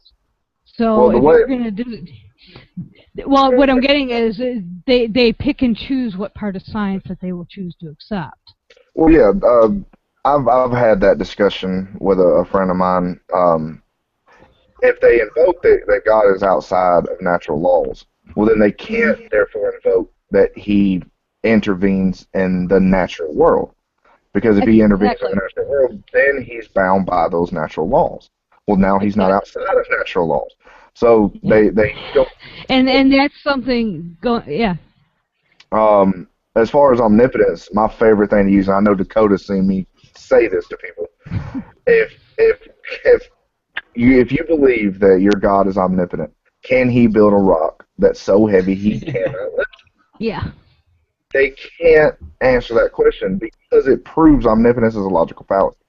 Yeah. It can't happen. I've heard. I had a guy tell me God can create the rock, and then Jesus could lift it. It gets to the whole thing that you can't be omnipotent and omniscient at the same time. Wow. I don't think you can be either. And yeah, and this is what we need to teach children. Like going back to the whole critical. I mean, looking at some of the. I'm sorry, you broke up for me. Skepticism is your friend. Yes, exactly. Maybe we should teach skepticism and not critical thinking. Maybe that wouldn't scare the theists so much. That works. Republicans more than it does theists. What was that? I think it scares Republicans more than it does theists. Yeah, I'll say theocrats it scares, because there are some Republicans or conservatives that don't buy into the theocratic bullshit. Speaking of that, as far as the science side, Dakota, you wasn't on here earlier when I was talking about this. There was a guy that was messaging me at 8 a.m. this morning. It started off about Richard Carrier and the historicity of Jesus. But then I checked his Facebook profile, and at first I thought he was an atheist, because I've had this argument with atheists that still believe Jesus was a historical person. Yeah. But so I thought that's what he was at first, and then I looked at his profile, and he's a creationist a Christian apologist, but he also has a PhD in cell biology, a master's in evolutionary biology, but he's an intelligent design advocate and doesn't believe evolution's real. What? That's... Was his name Michael by chance? No, it was. Let me check my Facebook messages here, and I will tell you. His name is. He wanted me to join a Skype call today, but I didn't. And a professional debater at all. Yeah. See, and the reason I asked is I ran into whoever's jiggling ice. You're gonna drown out the audio. Oh, I'm sorry. That's okay. Sorry. Yeah, when any of your background noise on the replay, when they try to play the video, it will actually drown out our audio. So if you're gonna make noise, try to mute yourself so that way it won't kill the audio in the replay. We discovered that on Beth, his name is Jonathan McClatch. Oh, I haven't come across that name. I was on a friend's radio show. He actually PM'd me and said help. And at the time, this was about a month ago. I mean I know the basics of evolution. I mean I can hold my own, but as far as debating someone that has, as I call it, a polished apologistic agenda, which most creationists do, i.e. Matt Slick. I like to pick on Matt Slick. But I'm like, I'm not ready, but he used the junkyard fallacy, but he changed it up. Instead of the 747 in a junkyard, he changed it to computer code, so I didn't pick up on it right away. If the multiverse theory is real, that junkyard analogy could be possible. Yeah. Yeah, last What could happen in infinity? I mean, it's just but I mean, what's going through my head now is I'm trying to collect my thoughts. It's like, so we're sitting here talking, you know, we're hitting junkyard fallacy, evolution, we're hitting infinity and multiverse and quantum physics, and if a child is presented with, and anybody other, I consider a child anybody under 25, because your brain isn't fully developed until you're 25. And in men, no offense, guys, it's about 35, 40, but inside. Well, I really wish somebody would pay my child mortgage. Yeah, but if you had 3 things that you could teach a child, and Tommy, I think you said you have a son, so I have 2. I have a 10-year-old and a 13-month. If you had 3 things that you could teach them when they hear stuff like, you know, when they try to discount multiverse, or they, you know, quantum theory, or learning about it, what would be 3 things you'd tell them to learn? My 10-year-old son, I mean, if I'm completely honest, I would tell him, you know, just don't pay attention to them at the moment. I mean, if my 10-year-old son came with quantum theory, for one, I'm not versed in it, but I wouldn't tell him to go research it, because he's not going to have the mental capacity to figure any of that out. You know, I'm going to tell him to, you know, keep that, I guess, to hold that thought for about 9 years. You know, wait till you get a little older. But, I mean, my number one thing that I teach my son is just to question everything. He still goes to church with grandparents, but he'll come to me and you know, say, how did Noah's Ark really happen? It didn't. And how do we know that didn't happen? I would explain to him, you know, the basics of how it cannot happen. And then I would tell him, Google it. Google is your friend.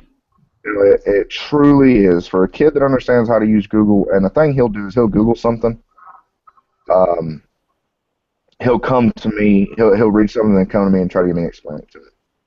But that's the main thing that I'm trying to teach him how to think, you know, how to question things, how to, you know, observe things, and how not to listen to anybody when it comes to that kind of stuff.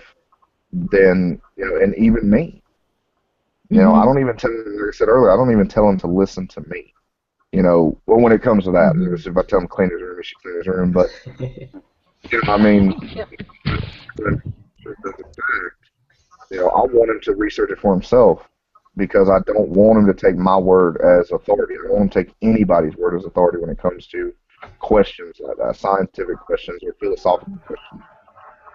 But, to be honest, I don't know if I have 3 things that I would tell him, not at this age, besides just, you know, how to think. Just question. Question. You can't ask enough questions. Yeah. And Jeremy, what about you? Oh, well, I was going to suggest to Tom, introduce those boys to Carl Sagan and Neil deGrasse Tyson. I have 4 Carl Sagan books, and just ordered the last 2 Neil deGrasse Tyson books. I needed to complete the collection. So, yeah, he watched the entire Cosmos with me, and, you know, he loved it, but a lot of it went over his head, you know, and I don't want to, you know, I don't want to make it where it's so difficult and confusing that he gets turned off by it. I want to try to keep it interesting. So when we talk about evolution and stuff, we talk about small things. You know, we try to make it the cool stuff, like, you know, how dogs got to be, how they are today, or how, you know, the ancestors of lions and tigers and, you know, Smilodon and the American lion, stuff like that. I keep it fun and interesting for them. Or he wants to keep learning about it.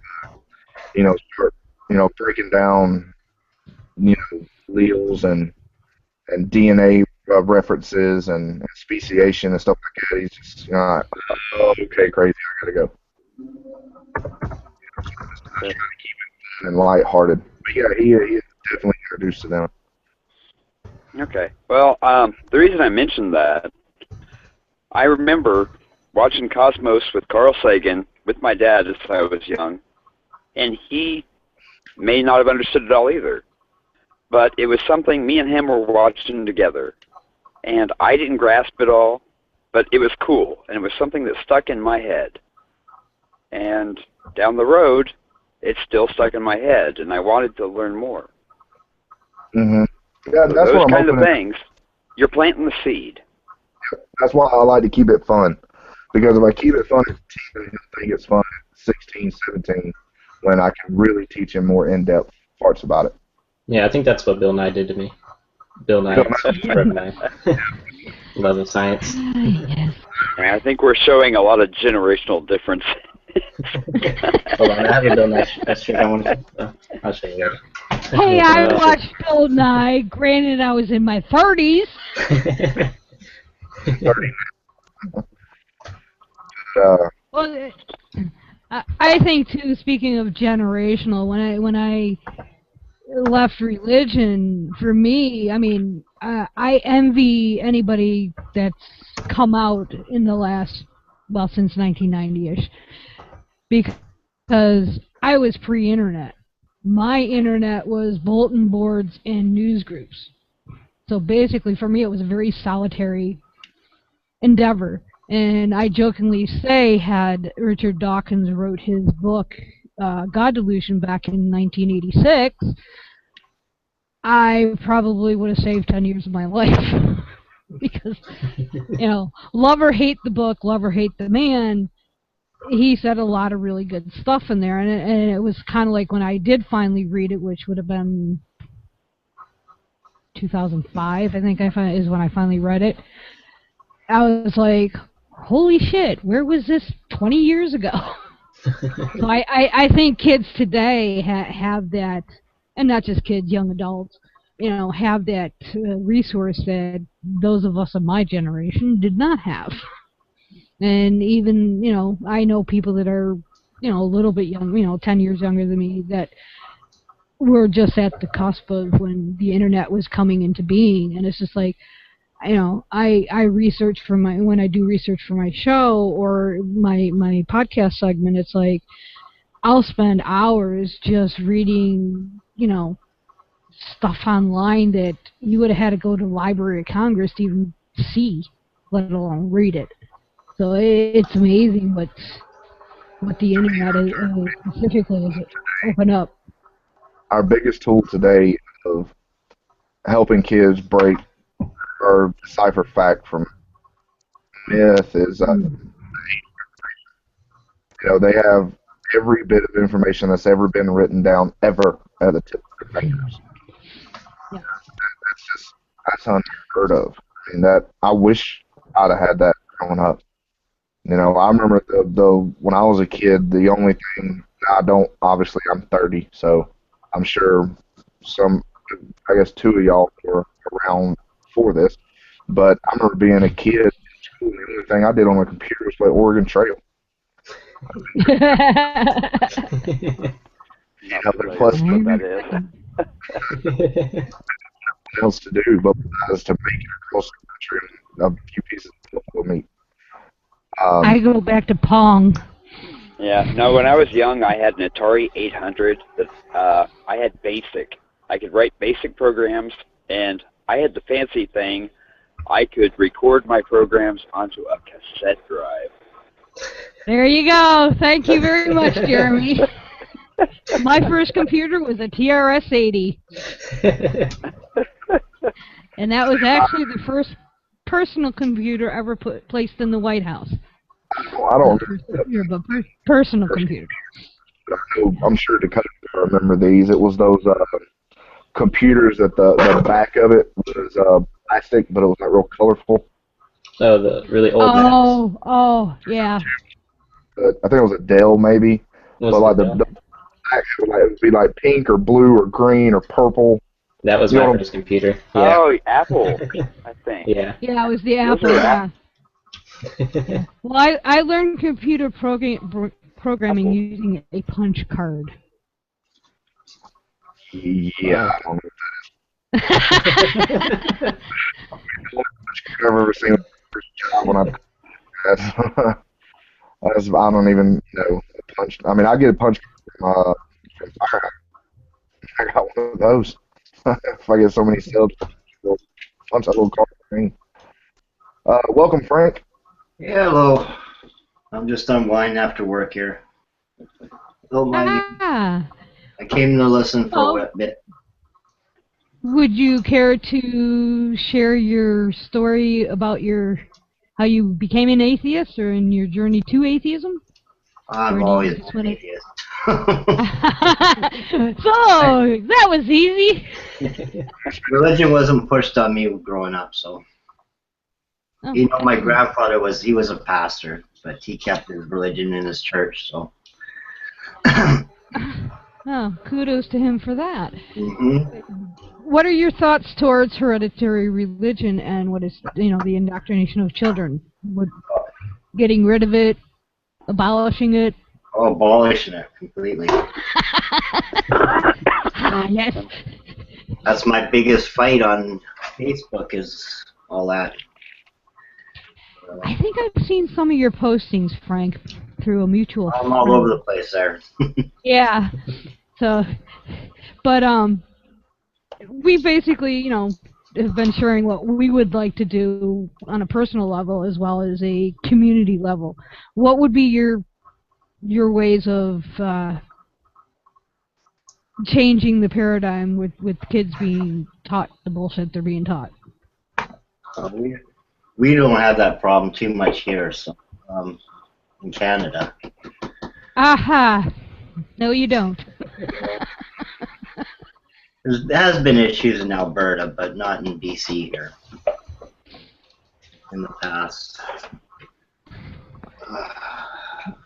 Yes, my co-host is Canadian. She's from the Ontario area. And we. Yeah, they're catching up to Alberta. Yeah, and then I have another friend that lives in Alberta, and it's kind of interesting to see the difference between the whole religious indoctrination between Canada and the States, because they don't have the issues we have, although it is infiltrating thanks to some of those on the right. They know they lost the war here, so they can't. Yeah. They can't do much here. Yeah, it's although there's a few people that are trying to cause issues up there, but yeah, it's amazing that those up north can not have to even deal with what we even remotely talked about tonight. Yeah. Don't mind me. I'm really beat right now. I just finished a big job, so. That's okay. So, any other direction or point you guys want to hit on? Oh, you finished. What we were talking about is how, they're starting to backlash up there even. And overall, I think what we are seeing is the death throes of religion. And like a wounded animal, that's when they fight the most.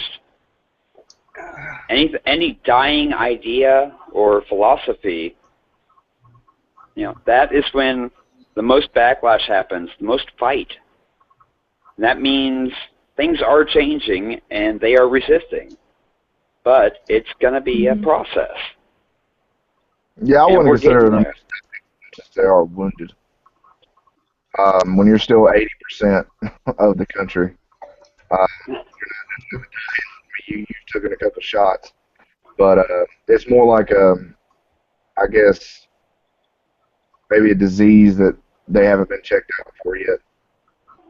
But it's there, and it's creeping up and creeping along, and eventually it's going to hit. Once we get down to about 50, 60%, of religious in this country to non-religious, then I think we'll see a lot more. I think the money will start happening into politics than it is now to try to make laws to keep religion going. And it's not to save anybody.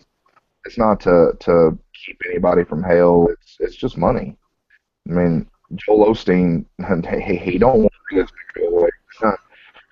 Pat Robertson don't want religion to go away. Pat Robertson himself won't go away. They don't want to see religion go away. It is. I don't think it'll ever die. I think it'll evolve into something else. I think, and I very well could be wrong, but it'll eventually, like Neil deGrasse Tyson said, that your God is where science hasn't, ventured or hasn't learned yet, then he's an ever-receding pocket of scientific ignorance. But I think that's where it'll eventually go. People will just cling on to being more deist than they are theists eventually. Because there are parts of science that we don't know and may never know.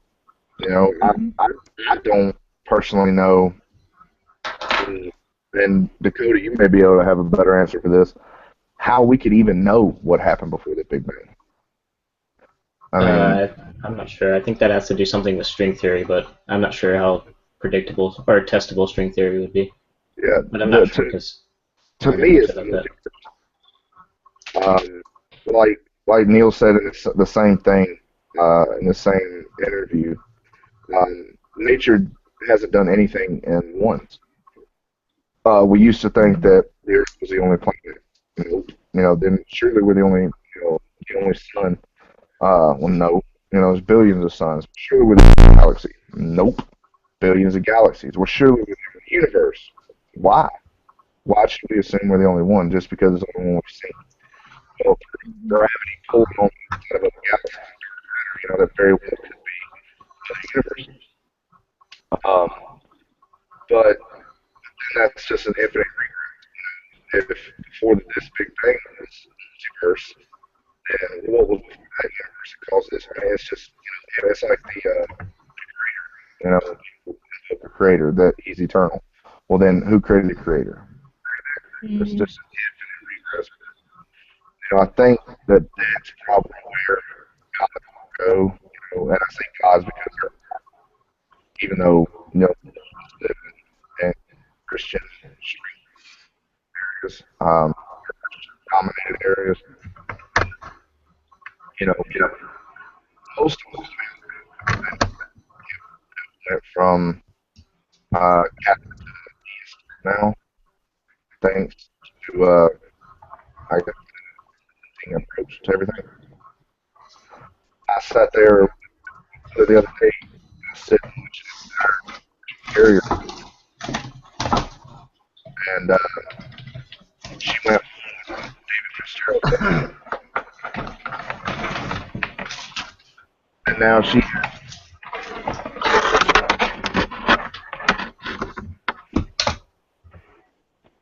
But I mean, I don't think it'll ever go away.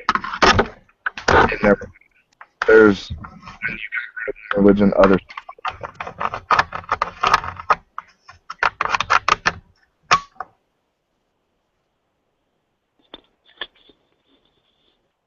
So I don't see it going anywhere. I see it losing its grip, losing its stronghold on everybody, but I don't see it vanishing. Okay, may I step in? I'm sorry, go ahead, Jeremy. Yeah, No, this is that's Jeremy. fine. I'm looking at societies like Iceland and Sweden, and they are becoming mostly atheist, and they are succeeding. And I think that's what scares the heck out of all the theists and those who derive their money and power from theology and faith here in this country. Mm-hmm. They don't want us to go that way, and the information age will lead us there. That's why they are putting up such a fight. Yeah, that's why school boards are putting creationism in the textbooks. That's why I think they're in the death throes and putting up the biggest fight. Yeah. Yeah, I think they're in their death throes and their grip. But as far as just their, I don't think it'd ever go away. And I mean worldwide. In westernized countries, Japan's 99%, which is probably why they have we won't get for 2 more years. They care about other shit, but there's still gonna be places in the world that are gonna phone functioning. There's gonna be other places where religion will thrive. I see religion going away. Do not in no way, shape, or form for a long time. I can see the sun enveloping the earth while people are still sitting in front of a mosque in the Middle East. Definitely. You know, they would be the only. I'll take it back. This is how that Islam would eventually permanently go away. We become a multilar planet species, and we leave them here. Well, And you can say it's like a joke that somebody shared with me a long time ago. Hell, Dakota, it may have been you. I think it might have been on Instagram, but it was this a boat captain. I said, "Hey, are any of you guys religious?" And this one guy came up and said, "Yes, sir, I am." He said, "Okay, well, we're one life jacket short, so you stay here and pray." I've heard that one. So, that's what'll probably happen. Like, all right, well, who's religious? Okay, y'all stay here and pray that the sun's going to envelop the planet. We're heading off to Andromeda. Well, I think going back to what you both were saying, and Dakota, you might have more insight on this as well. I'm going to guess you're a little bit younger than I, so like you guys are noting, like with Iceland, I mean they've definitely declined, and I want to say, what are we up to here in the States? Like 25% of the 25 and under age group is now non-believers. It's 42%. Yeah, that's a little higher. Is it that high? I couldn't remember. I was pulling that number out of my ass. But I think as that number increases, and I think it will increase, especially as the silver hairs die off, myself included, I think we might eventually hit, like a case with Iceland. And I think what Jeremy was saying, I think there's more than 42%. There's so many messages. Oh, yeah. They're afraid to say anything because of their families. Oh, yeah. I mean, I jokingly say with people as far as being gay, it's just like, well, I never actually came out to my parents because, well, after 50 years, if they haven't figured it out. But same thing with I'm not out to my family as far as being an atheist. I hope they figured it out sooner than 50 years, but I never know with my parents. I'm as close to being a PK as one can be without being a PK. And by that I mean a preacher's kid. Although I'm not a snooty. But she when she started questioning all that stuff, she asked me not to say anything to my dad. That she's not sure if Jesus existed even as an actual person. Oh, I remember the first time I questioned that, and this was when I was still even a believer. And boy, was that shot down faster than a Tomahawk missile. I mean, it was like, even to think it was blasphemy. Now I don't believe in anything. I could just imagine.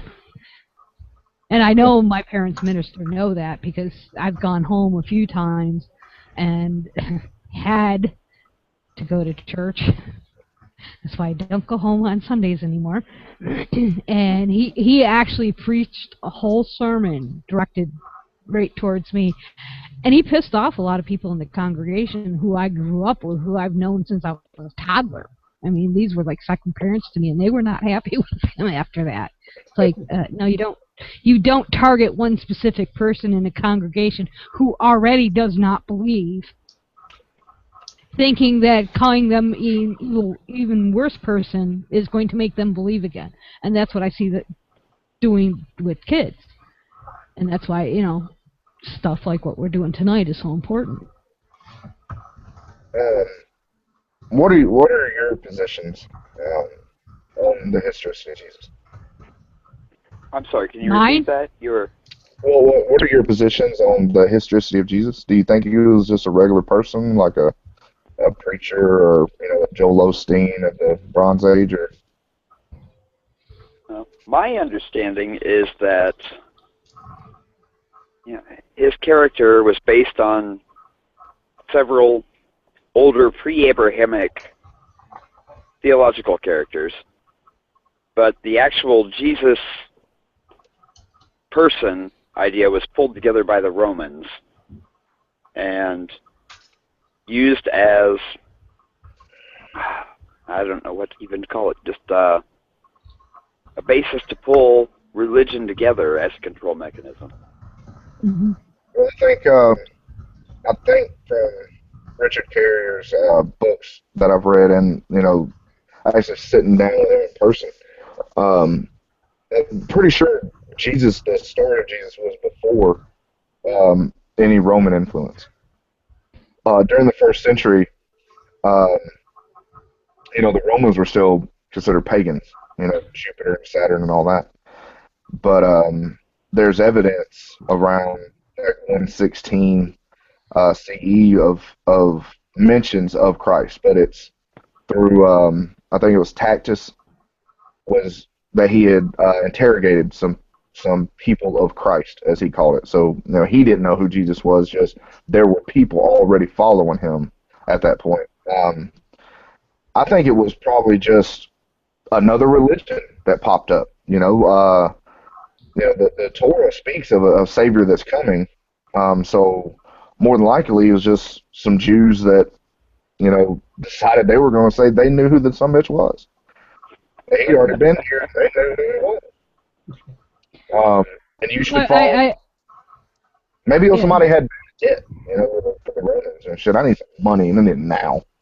I got this dude over there. I need some money. I think, like, for me, I'm kind of stuck between views as I try to learn more, is that if, and that's a really large if, Christ did exist, he is not the man that's being portrayed in the Bible, or what we accept as the Bible. I think the character in the Bible could be an amalgamation of itinerant preachers of that time period. And like you said, it goes back to the Jews expecting a, quote, Messiah. But then there's also, personally, I don't believe Christ existed at all. There's no evidence outside of the Gospels of his existing. And I do have references to, obviously Josephus, we all know, is a forgery.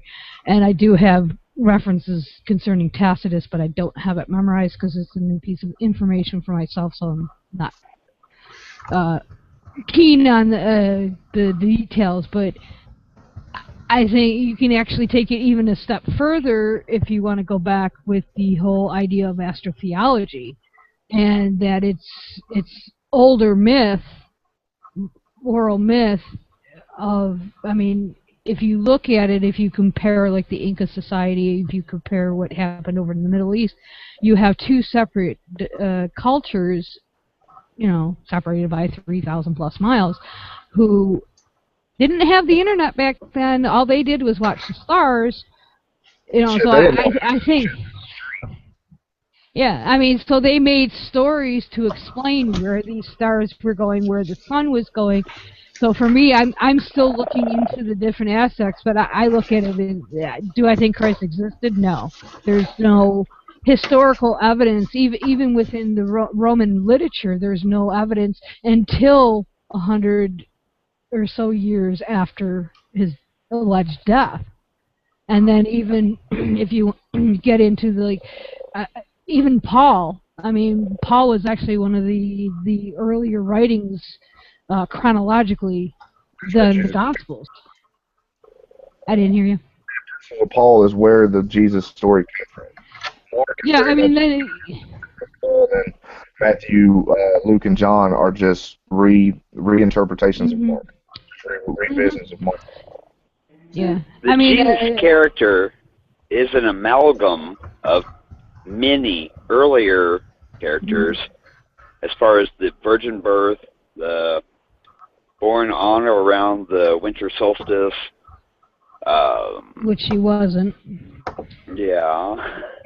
But yeah, all these little factors that were borrowed or usurped from other earlier and pagan religions, they were drawn together to make a religion,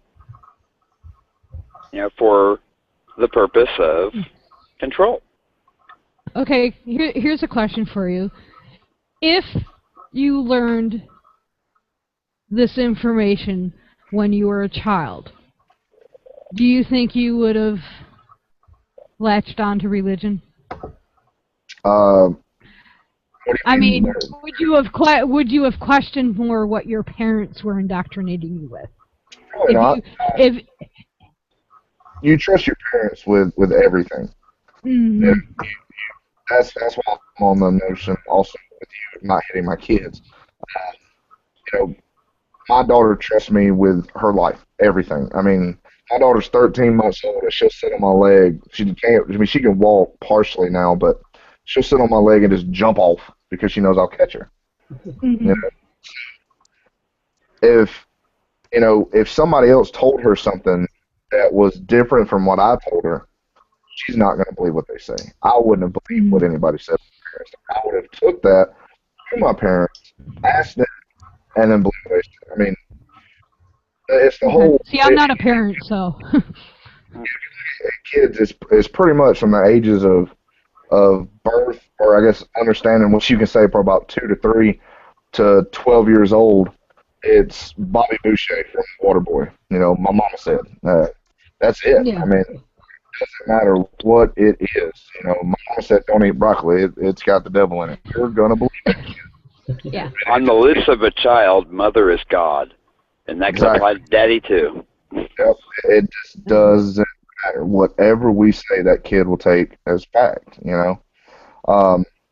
So no, if somebody would have came to me when I was a kid and told me that stuff, I'd have just went to my parents. They'd have, told me that if I even think about it again, I'm going to go to hell, and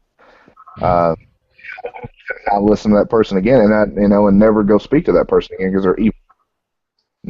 I was told in ninth grade biology teacher a demon in human form, because he was trying to teach me evolution, that we didn't come from no fucking monkey. First part is my grandfather. Now this is recently. He said, I do think you came from monkeys though, but I think it was the black people. And it's just a very old Irish man. And I said, that's not that's right. He said, well, I mean, they got the same color, and I'm like, just please stop. It's one of those things. There. It starts off, real normal in any conversation with old grandparents like that, Mm-hmm.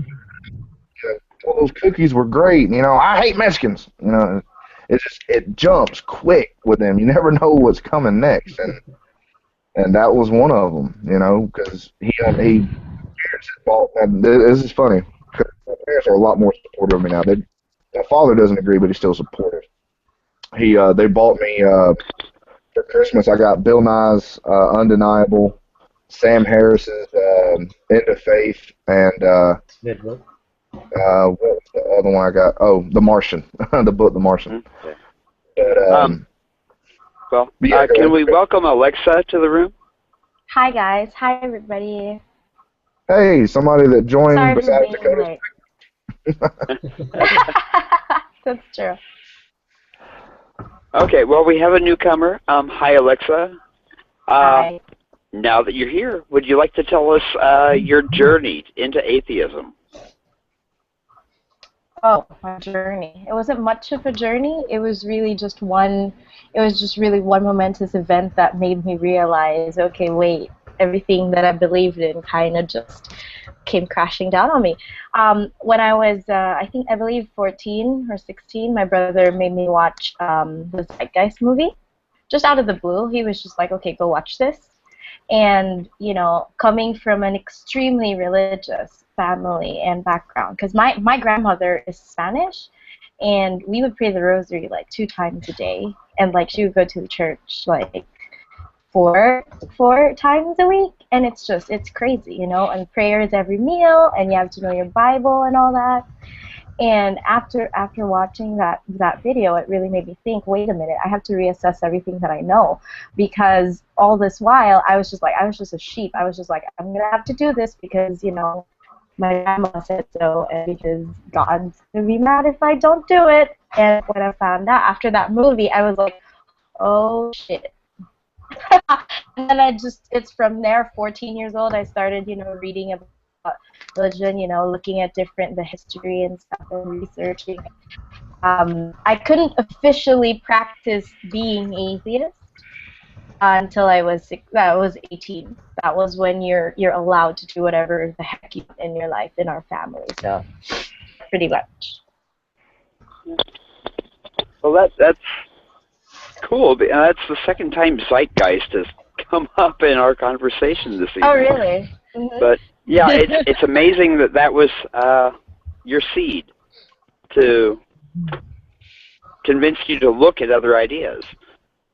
Well, it's because it was the only. I mean, like, if you live in the Philippines, every single person is religious. I mean, in some form or way, And to them, it's not easy to find someone who doesn't believe in anything. So it was the first piece of information that told me whatever it is that you believe in or that you currently subscribe to is just it's not real, Yeah.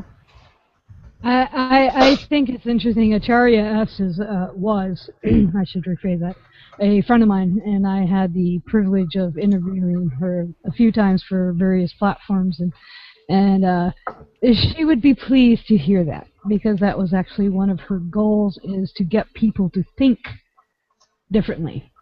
So, interesting. Knock it over. Okay. So, Dakota, we didn't get your position on Jesus.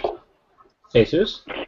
I'm not sure about the historical thing of it, because I'm more of like a science type guy. So I don't know. I don't really think that I don't think that he existed. So that's my stance on it. But I haven't really done much research, so take what I say with a grain of salt. So it's. Yeah, mine has just come from David Fitzgerald and Richard Carrier. Okay, I think most of it, what I know about, is from reading your Instagram posts and stuff. Yeah, I got real big into that subject once I learned about it. Just happened to have David Fitzgerald's book, or actually ebook. Just checked it out one time and was at a doctor's office, and you know how long you sit in those damn waiting rooms. And I sat there and get, half the book, and I was like, holy shit. Because even though I didn't believe he was a demigod, I still believe he was a historical guy. Yeah. It's just the default position of most people. But once I realized that, damn, there's nothing. We actually have evidence of other people that claim to be saviors at the same time. 12 others, I think. So we don't have anything of a Yeshua or Jesus or Frank, whatever he wants to call himself. We don't have it, nothing. And now people will, of course, say, well, Paul, mentioned the James, the brother of Christ, but Richard did, showed where that's false, because everybody that was baptized, was considered brethren of the Lord. And 2 other times that Paul would mention biological relatives, he used a different Greek word, which I don't know what it is. I don't speak Greek, but he used that word for biological, but he used a different Greek word for James. You know, I decided to put me away once I realized that the one person that even if he didn't exist as a demigod, maybe he was just a good dude, preacher. Nope. Wrong about that. I guess the one thing that I actually dislike about being a skeptic and atheist is fucking horror movies. They don't give me anymore. Man. What was that movie? The Exorcism of Emily Rose. Mm-hmm. Jesus out of me when I watched that movie the first time. 'Cause I believe, demon movies used to get me all the time. Paranormal Activity. I didn't know anything about it at first. It shows up that this footage was found in the house, and I'm thinking it's a documentary, and I watched that and shut the I'm staying right here. Now, nothing. I just sit there and I'm like, shit, man, this sucks. It's like I want to be able to turn it to space. I believe in the next 2 hours. So, yeah, I guess that's the part that I dislike. Is there anybody else that has positions like that? It's anything you dislike about not believing in supernatural stuff? Probably the same thing. Probably the same thing. Scary. Yeah, I just more or less laugh now when I watch stuff like that. Yeah, it sucks. Like, this is ridiculous. But, yeah. And I also, being a science teacher, my wife gets aggravated that I watch movies that critique the science. Like, that can't happen. That's not.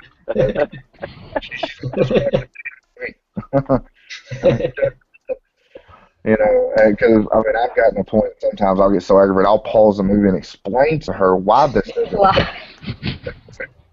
She just gets so worked up. Get it anymore.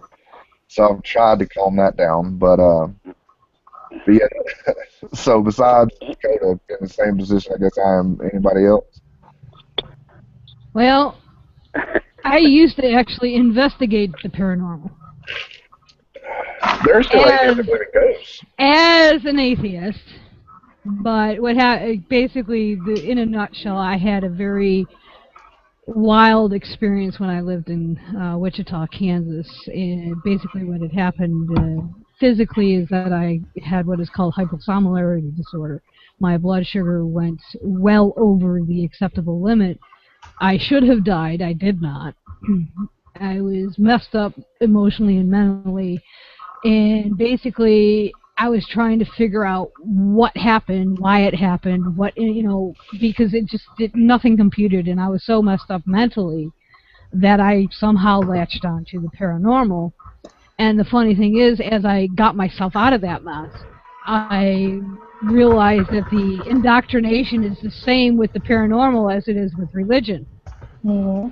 And how dangerous it was, and bringing up the exorcism of Emily Rose when I was in college, long before I was diagnosed as being bipolar. I had some psychotic breaks when I was in college. Well, they took that to be that I was possessed by demons. So I've actually been, they call it an exorcism. Actually, the proper term is the delivery ministry. If you're familiar with Bob Larson. No. Yeah, look his name up. They actually performed what they called an exorcism on me when I was in college. But instead of getting me out of religion, it actually drove me deeper. So it's like, these supernatural beliefs can be so pervasive. And it's hard to get out of it. Luckily, I had some really smart friends. Okay, we have... A funny thing that we guys were talking about, like exorcism and whatnot, because when I was in high school, I had a friend who got exorcised, but actually not by the church, because the church tried, like her religion tried, the dominant Catholic religion, like the nuns in our school and stuff tried, but nothing happened. But in the Philippines, there are these herb doctors, kind of like witchcraft and shamanism and stuff. People actually use that.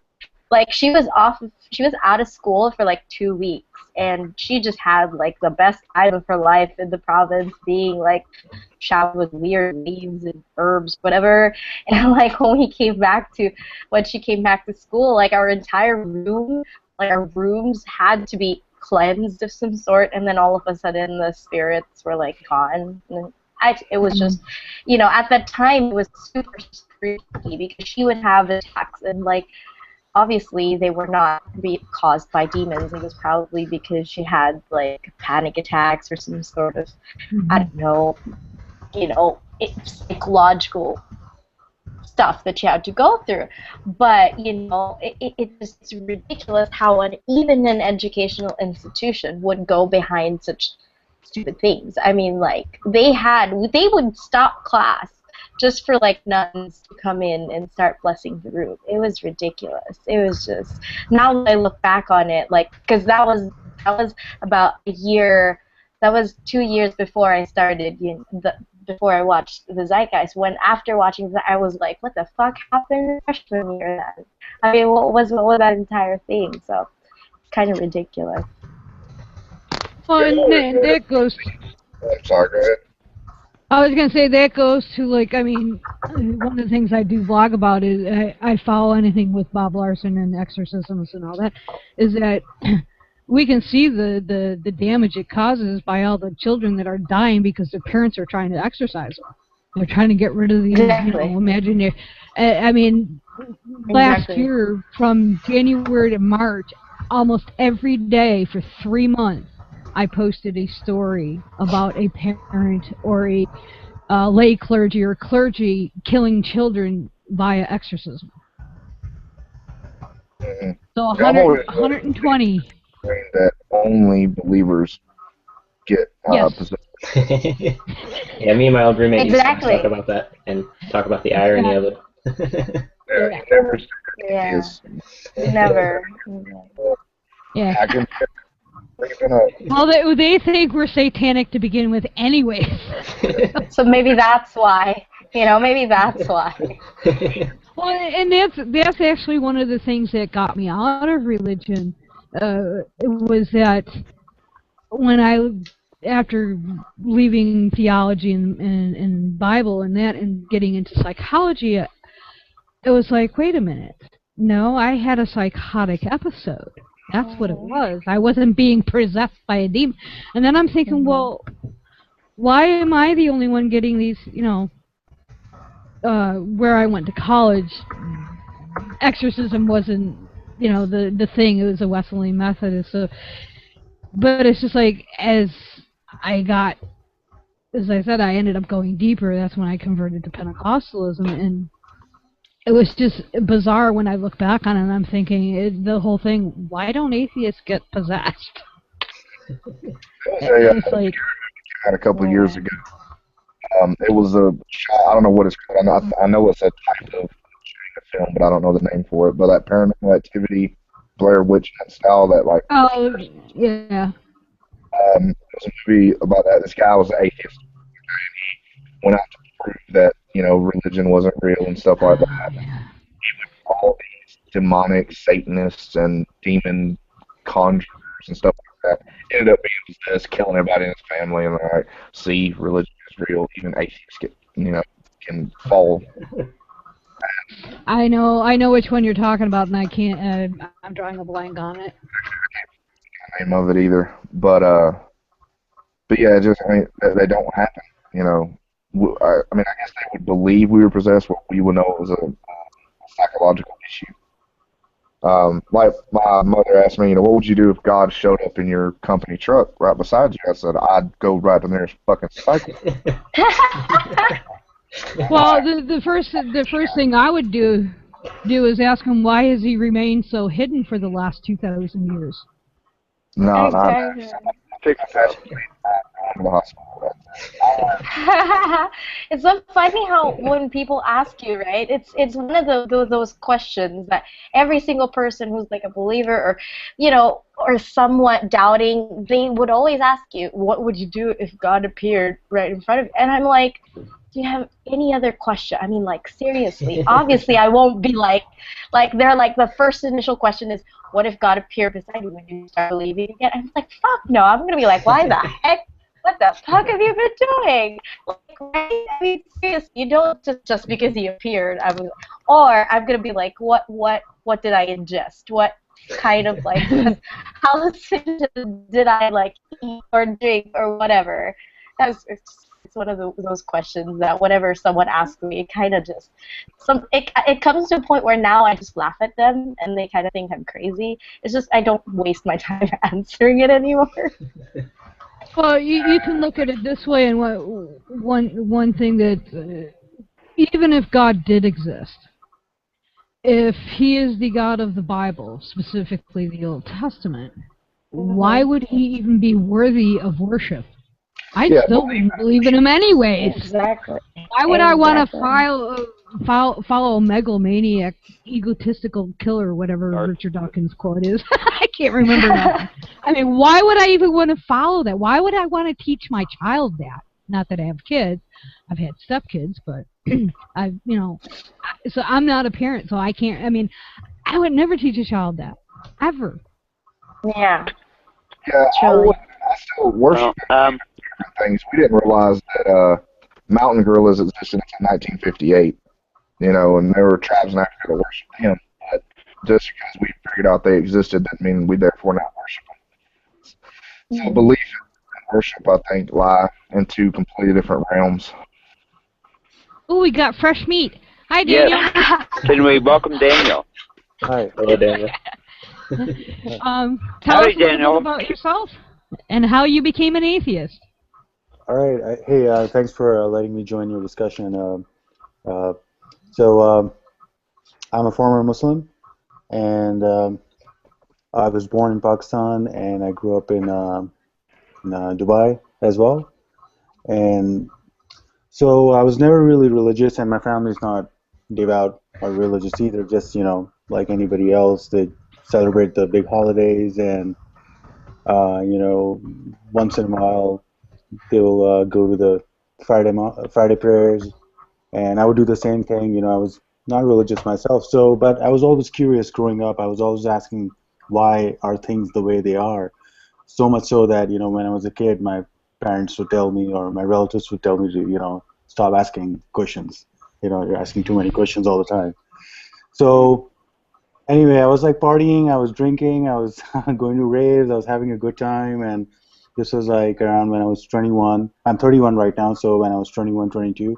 So I realized that there's more to life than this. So naturally, being born into a Muslim family, I always believed, obviously, that Islam was the true religion. But I was, also studying about other religions as well. I was reading about them. I was interested in history and all of that. Anyway, I became a religious Muslim by choice, and my mother freaked out. She was like, what happened to my son? Who's this man living in our house with a big beard?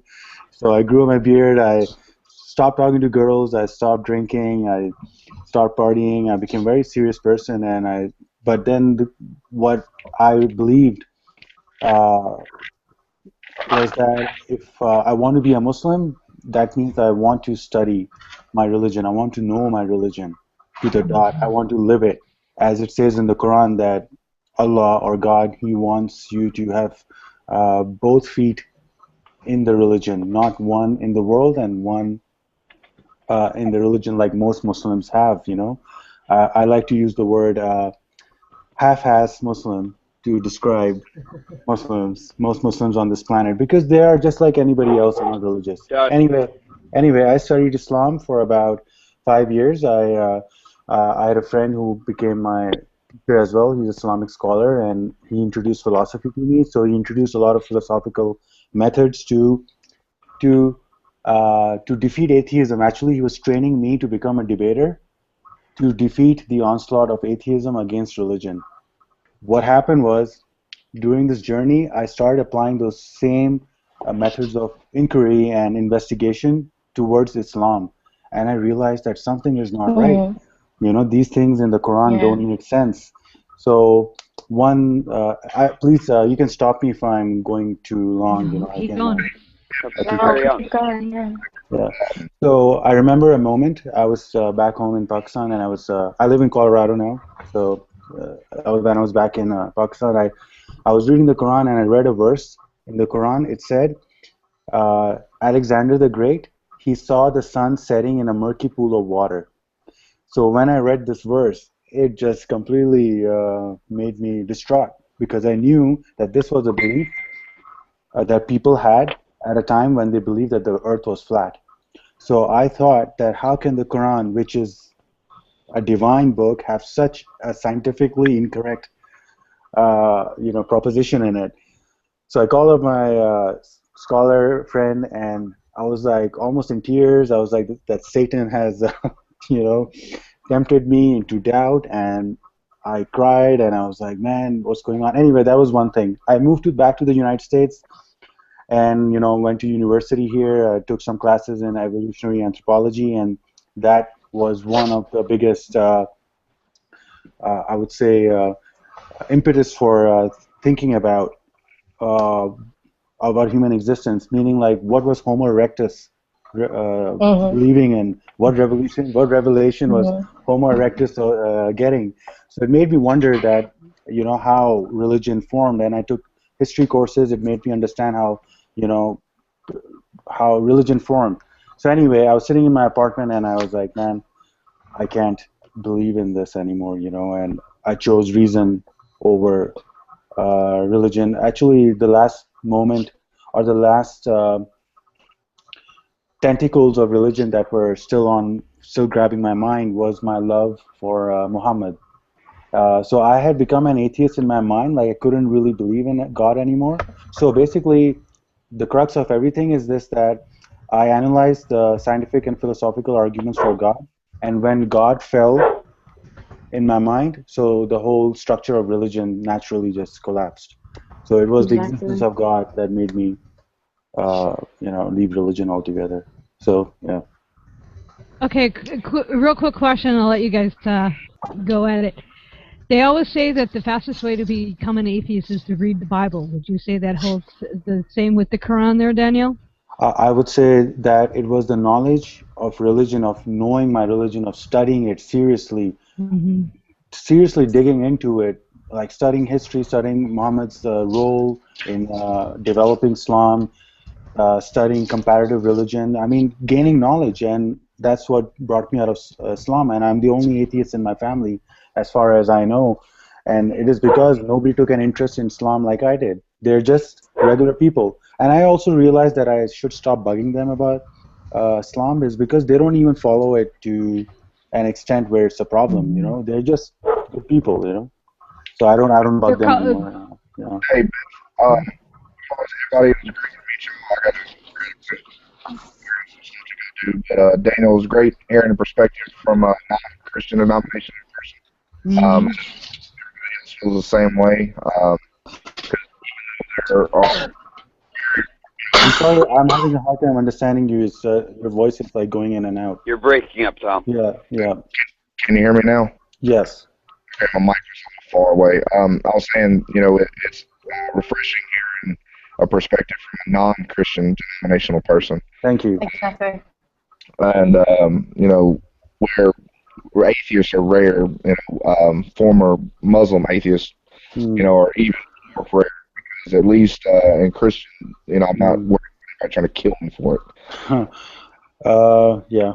I would say that when I left Islam, I found out that there's a huge community online of ex-Muslims. There are a lot of people like me actually around the Muslim world. Why we don't know about it is for obvious reasons, is because it's a serious threat to life if you come out. Yeah. So my situation right now is this: that my own family is fine with me. They don't care. They just tell me not to preach to them, which Yeah. I understand. But many of my relatives don't like to speak to me anymore. I don't fear for my life through them for any danger, but they don't want to talk to me. But I am concerned about going back to Pakistan to visit my family. It's been 6 years. I haven't seen them. My sister is getting married in July, so I have to not show up over there. So I'm quite nervous. I'm quite nervous about it. Let's see what happens. Yeah, I'll definitely be too. course, it's great to meet you all, but I'm gonna go take off, and I hope Okay. to see you sometime. Nice All meeting you. right. Right. Take It care, was very Tommy. nice to meet you, Tom. Have a good Same evening. here. I was going to say, pray for me that I'm safe in Pakistan. Um, I don't know about prayer, Sam, but I definitely wish you the best of luck and Thank you. send all my strength that you convey your love and they do as well, and not harm you. Yeah, like I said, my relatives, I don't fear because since the wedding is a really public event, I cannot control who's gonna know that Danny is in town, you know. So that's the only thing that makes me nervous. Because when I was over there, I was religious, and I knew a lot of religious people. I met some nut jobs as well, and I don't know. Somebody told me that I should just pretend that I'm a Muslim again. I'll go over there and go to the mosque, pray, whatever. Just it's wise to do that, you know. I have a question for you, Danny, though. Sure.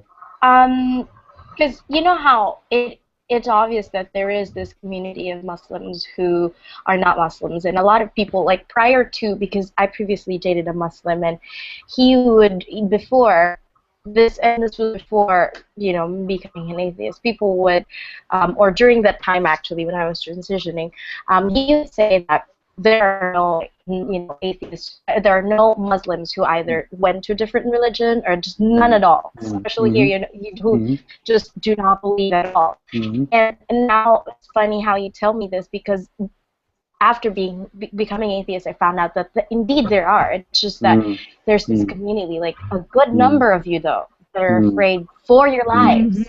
But isn't that enough reason enough, I mean, for your community to be like, look at what our religion is doing to us? You know what I mean? Like to stand up against it. So sorry, what is your question exactly? That is my question. Why hasn't anyone, you know, championed that exact thought that our religion would not allow us to, so much so that they would kill us or threaten our lives just for not being in the church? Fear. Well, the thing is this, that when I was a Muslim myself, I had the same belief that there are no atheists in Islam, or that nobody leaves Islam, and the people who turn Christian, who leave Islam and become Christian, they're highly you know, suspicious. Like there's something else, ulterior motive, money, something else. You know, this was the perception I had, and this is a perception many Muslims have today as well. The thing is this, that it has to do with Islamic doctrine itself. You know, in Islam, if you leave the religion, you are it is punishable by death. It is the law, it is Islamic law.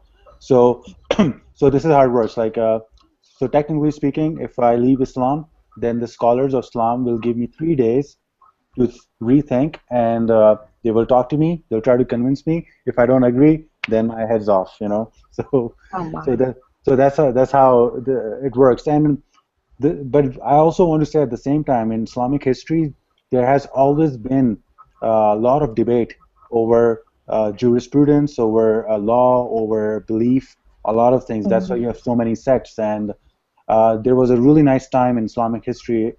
I'm sure you guys have heard about it, the Golden Age of Islam, as it's called, in when all these scientific discoveries that we talk about were made on optics, in you know, astronomy, in mathematics, all of that in what is today Iraq. So why that happened, why that era existed, is because the existing caliphate at that time, the Abbasid Caliphate, they were very much impressed by Hellenistic thought, by Greek thought.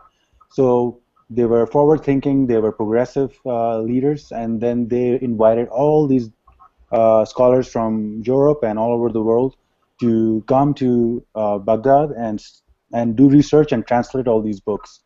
However, this was not taken well by the orthodoxy. They were saying this is wrong, and this is like questioning the religion, and this is useless. So eventually what happened, through philosophical debate, through warfare as well and through assassinations and whatnot, this this amazing tide of progress was extinguished.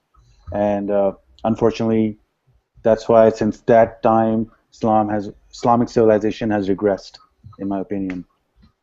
So, so there is room for debate in Islam, which does happen if you look at Pakistani channels and if you get to know about what's going on in Pakistan. On TV, all the time, scholars of different sects will be talking about religion. So there is a very famous nuclear scientist from Pakistan. His name is Pervez Hoodboy. Have you guys heard of him? So he is a No. known atheist. So he's a nuclear scientist and he's a professor and he's a known atheist. So he said something very interesting. He said in Pakistan, you can criticize God as much as you want, don't criticize Muhammad. So, you know, so that is the limit. Then you will get killed for sure. So Daniel, yeah. I was going to say, are you familiar with Faisal Al-Mukhtar and Lisma Zarmin and Armin Navabi? Sorry, my speech is, I'm getting tired. Faisal Mukhtar, yes, about his globalized, what is it, global humanist movement, right? Yeah. Yes, I've heard of him, and Maryam Namazi from ex-Muslims. Armin, yes. Maryam Namazi, yeah, from England, the ex-Muslims of Britain or something organization. Yeah, and what I find fascinating. What I find fascinating about your story is how closely I don't know how to phrase this, it's going to sound weird. I got interested more in Islam when Raif Badawi was put in prison. And the whole issue surrounding Islam really got driven home. Being a blogger, and I have been one since 2001, when the Bangladeshi bloggers have been hacked to death. In fact, on my radio show, we've had a few ex-Muslims on discussing these various issues, and my co-host actually got to meet Ensaf Haider, Raif Badawi's wife. Wow, okay. So I'm still on the periphery of it, and I'm still trying to understand it, because even as an atheist, and being an ex-Christian, former Christian, it's like I have a hard time with any type of violence. Even as a Christian, I just could not understand why, you know, someone would want to kill somebody just because they believe differently. And I still have, especially when I look at Islam, especially as an outsider, you know, I was not raised in the culture, because I see, you know, I have friends who are what I would call cultural Muslims. Sure. But yet they still believe, but they see what's going on over in Saudi Arabia, or you know, especially over in Bangladesh, and they're like, huh? You know, they don't understand how their pacifism, if you know, if I'm to use that word, is actually contributing to that type of thing. And you have individuals such as yourself that are coming out and speaking out against and explaining why, and coming from the background that you did, I just find it fascinating that it, you know, as you learned more, it actually is what got you out of the religion you were in. I think that well, you made a couple of points. So before I address the main one, I'm going to talk about what you said that about knowledge, right? Gaining knowledge about, you know, philosophy or history or scriptures or whatever in Islam is not necessarily a ticket out of it, because, you know, faith is an incredibly strong component. Oh yeah. And it's, I think that the difference between me and, let's say, my scholar friend from Pakistan, who has recently completed his PhD in philosophy, in the philosophy of science, and on top of that, he's also an Islamic scholar. But he's extremely against atheism, and we are still friends, and he's very kind to me, and he's the only person I can openly talk to about Islam. But he's a Muslim. He's more. I don't doubt that he's more knowledgeable about different philosophical ideas, you know.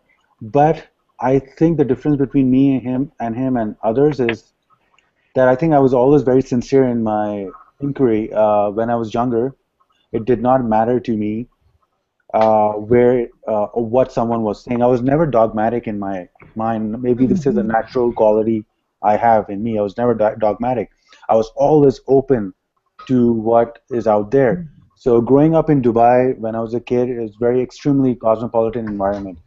I'm guessing that might have been an influence on me because I grew up around Arabs, Indians, Filipinos, Europeans, Africans. So I was fascinated by global culture. So it might that is my guess that why I think I should matter. I think that I've always also been very idealistic too. I would like to say that I'm a bit foolish as well. You know, I'm too open, and I think my voice is very. Okay, it's up an echo. I can hear myself. So someone's Okay, mic is. Hello. Okay. It's good now. I think it's good. Okay. All right, well, I gotta get going because I have to meet some friends at school to do some studying. So, yeah. All right, Well, see, it's nice talking to all of actually, you. All right. actually, gonna say we're something? coming. Yeah, can you guys hear me? Yes. Mm-hmm. Okay, actually, I had set this up for 3 hours for those of you that came late, I suffered a stroke in July, so I fatigue very, very easily, and Okay. I'm losing my ability to speak properly. I see. We have the option of I can leave and leave this window open if you guys want to carry on the conversation, or if one of you guys would want to set up your own hangout to broadcast, that is up to you. If not, if you guys just want to call it a night, we can wrap up. And Daniel, I would love to have you on my radio show. Sure. I would like that. I mean, I would like to join. But I want you to finish your thought. I'm not going to cut you off right at the end. But yeah. But Dakota, was it you that had to leave? Yeah, I have to go to school for a little bit. Okay. Okay. Well, thank you for joining us tonight. Your insights were I lost a word. Sorry. I'm getting tired. But thank you. All right, thank you. Oh, and we have another. Have a good night. It's nice talking to all you. All right. Okay, and Daniel, go ahead and finish what you were addressing. So, well, I think I pretty much completed my thought that I think it takes courage, to be intellectually honest. Oh yeah. So you can get all the knowledge in the world, you can have all the evidence in front of you, but if faith, I mean, you can be intellectually honest, but if you are hell-bent on believing in a God, or it gives you immense comfort, or you feel like what will happen to me if my world is going to fall apart. Like many people have said to me that when they left Christianity or whatever religion they were following, depending on how devout they were, they felt a big void in their life. For me, it was an opposite effect. When I left Islam, I was ecstatic. I felt liberated. I felt like a huge burden just went off my shoulders and like poof, gone. I didn't have to be homophobic anymore. I didn't have to have sexist views anymore. Thank you. I didn't have to, discriminate people because of what they believe or where they come from. I was now ready to judge people based on their character, how they treated each other, or humanity. Yeah. Well, I think in one point, like, coming from your perspective as being an ex-Muslim and also living over in Pakistan, how would somebody like you or others in your community combat this trickling down to the children? I mean, is it even possible in Islam? Well, let's see. I think I can answer this, and I can answer this with an example. So, there's an ex-girlfriend of mine from Pakistan from years ago when we were teenagers. So we're friends still, and I was just talking to her. I just casually asked her, like, do you think that if I had become an atheist when we were still dating, would you have married me? She just lost her cool completely, and she started like saying, Of course not. I don't want my children to be like you and like heathens and this and that, blah blah blah. And I said to her, like, let's hypothetically speaking, if I do want to marry you, and we do get married, it would not bother me that you're a Muslim. I would give you that. It's your freedom to believe in whatever you want. But she made some valid points. She said that it's gonna become a major social conflict because what are we going to teach our children? My view was that I want to give my kids, if I have any, the freedom to choose, because I will give them the tools of knowledge. I will give them all the knowledge that is available out there. I will tell them why I'm an atheist and why I don't believe in any religion. But when they become like adults, they choose what they want to believe in, that's good, because I think that it should not be imposed on children from a young age, like anything else, like a drinking age or a driving age.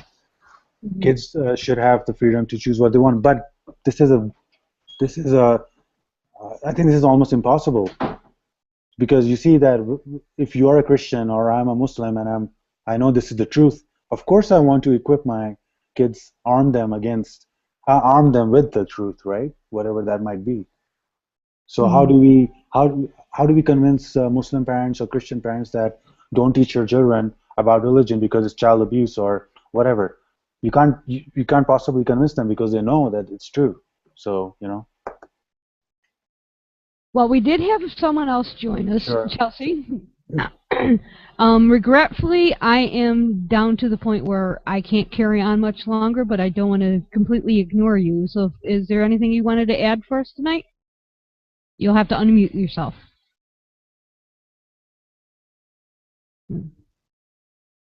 Chelsea? Yeah, you. Can you hear me? Do you see your unmute button? If I can maybe do it.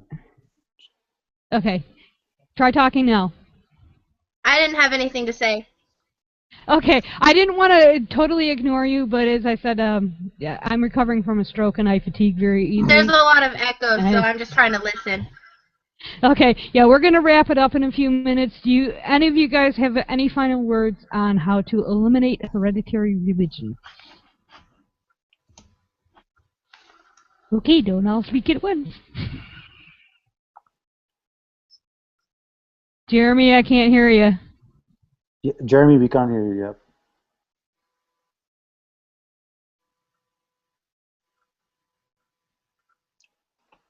Well, at least it waited till the end. We lost Jeremy. Okay, folks. So, anything from you, Daniel, to wrap it up? No, I really enjoyed interacting with all of you. I wish I could hear about your views too. I think I came in pretty late, so. Yeah, well, you can hear my story every Monday night at 9:30. But so can you tell me about your radio show before you go? Well, I don't like to. Basically, we do it. It's Monday nights, 9:30 to 11:30 p.m. Beyond the Trailer Park. Basically, we are there's three of us, and we're all atheists at different various stages, and we like to talk about stuff. So. Okay. So how do you tune into it? It's on Google Plus, and the easiest way to find me is Twitter, Dune9998. And I post everything there, so, and then I will connect with you, any of you, through Facebook if you want. It's Beth A. Hambridge if you want to. Sure. And as far as I am aware, this is the end of the night for the broadcast, and it will be starting again tomorrow morning. I just joined in. I'm sorry, I think it's late for me to step in. Well, Taser, is there anything concerning hereditary religion you would like to add? I will extend. Well, I don't know what you guys were talking about, but as far as the hereditary religion goes, I always ask the people, like for example, if somebody's born into a household where Islam is the religion, or Christianity, Hinduism, or whatever for that sake, statistically, what's the probability that one would like to venture out and embrace another faith. Personally, I have seen not many people who would venture out and try to know other faiths or religion. Many people I come across and they claim to be students of comparative study of religion, but when you go deep, when you get them into the conversation, you find out how superficial study they had. So definitely this religion is, I won't say hereditary, but it is environmental. It's an environmental factor that you are born into, the atmosphere you are born into, and all the factors which are available to you, who you are exposed to, and they play a major role in the development of your faith. And whatever you believe in, it's all because of that atmosphere and the factors playing the role in it. That's all I have to say about it. I think it's a valid point because, as I said earlier, I'm born here in the States, so was raised Christian. If you were born over in the Middle East, you're most likely to be Muslim. India, you're most likely Hindu. So yeah, your environment or your heredity, and that's how I personally, your heredity, your environment is what determines, at least until you're of age to reason it for yourself, determines what religion you follow. But any other closing thoughts, you guys? Jeremy, are you there yet? Nope. But I would like to join you guys more often. It's just today in the last minutes I found out that there is such a group of enlightened people who want to think out of the box. So I'm glad to be introduced to you guys. And actually, I was traveling. I was coming home, and in the middle of it, I found out about this, and I was so excited. I just jumped in. Right now, I'm sitting in the driveway and just wanted to say hello to you guys. Well, and it's like almost 5 inches snow here. Oh, yeah, I'm in North the East Coast PA, is and all we snowed have down. Nothing. I do know there's going to be more broadcasts tomorrow. I believe they're starting again at 11-ish in Eastern Daylight Time. Standard Time? Yeah, I believe so. But don't quote. But if you follow Hereditary Religion on Facebook, Eric has been posting the links to the shows. As I said, if you guys want to friend me on Twitter, I will put out Twitter notifications as to when the podcast go. Although after 5 p.m. I will be at work. I took today off. All right. Tomorrow I'll be driving up to New York upstate, and right now I'm in Providence, Rhode Island. So it's going to take me like a kind of 6 hours drive, and because of this freaking snow that we have today on the East Coast, it may take me 8 hours. So I think by the evening I'll be in upstate New York in my place, and I would like to join you guys then. Okay, so thank you everybody for joining. I was going to say that since I just joined, and also Tatsu just came over here, and if anybody else still wants to continue talking, we can open up another group chat or whatever. Yes, please do. It's just what is the vote on that? If you do send a link out, I might join you in an hour or two once I get my brain cells back. Yeah, but I was going to say that I don't know how to do this. So if somebody else over here, Jeremy, somebody wants to set up a group chat right now and invite us. Okay, I'm going to stop the broadcast. Thank you, everybody. Right. Thank you, those that listened. You guys don't have to punch out yet. I'm just going to stop the broadcast. All right.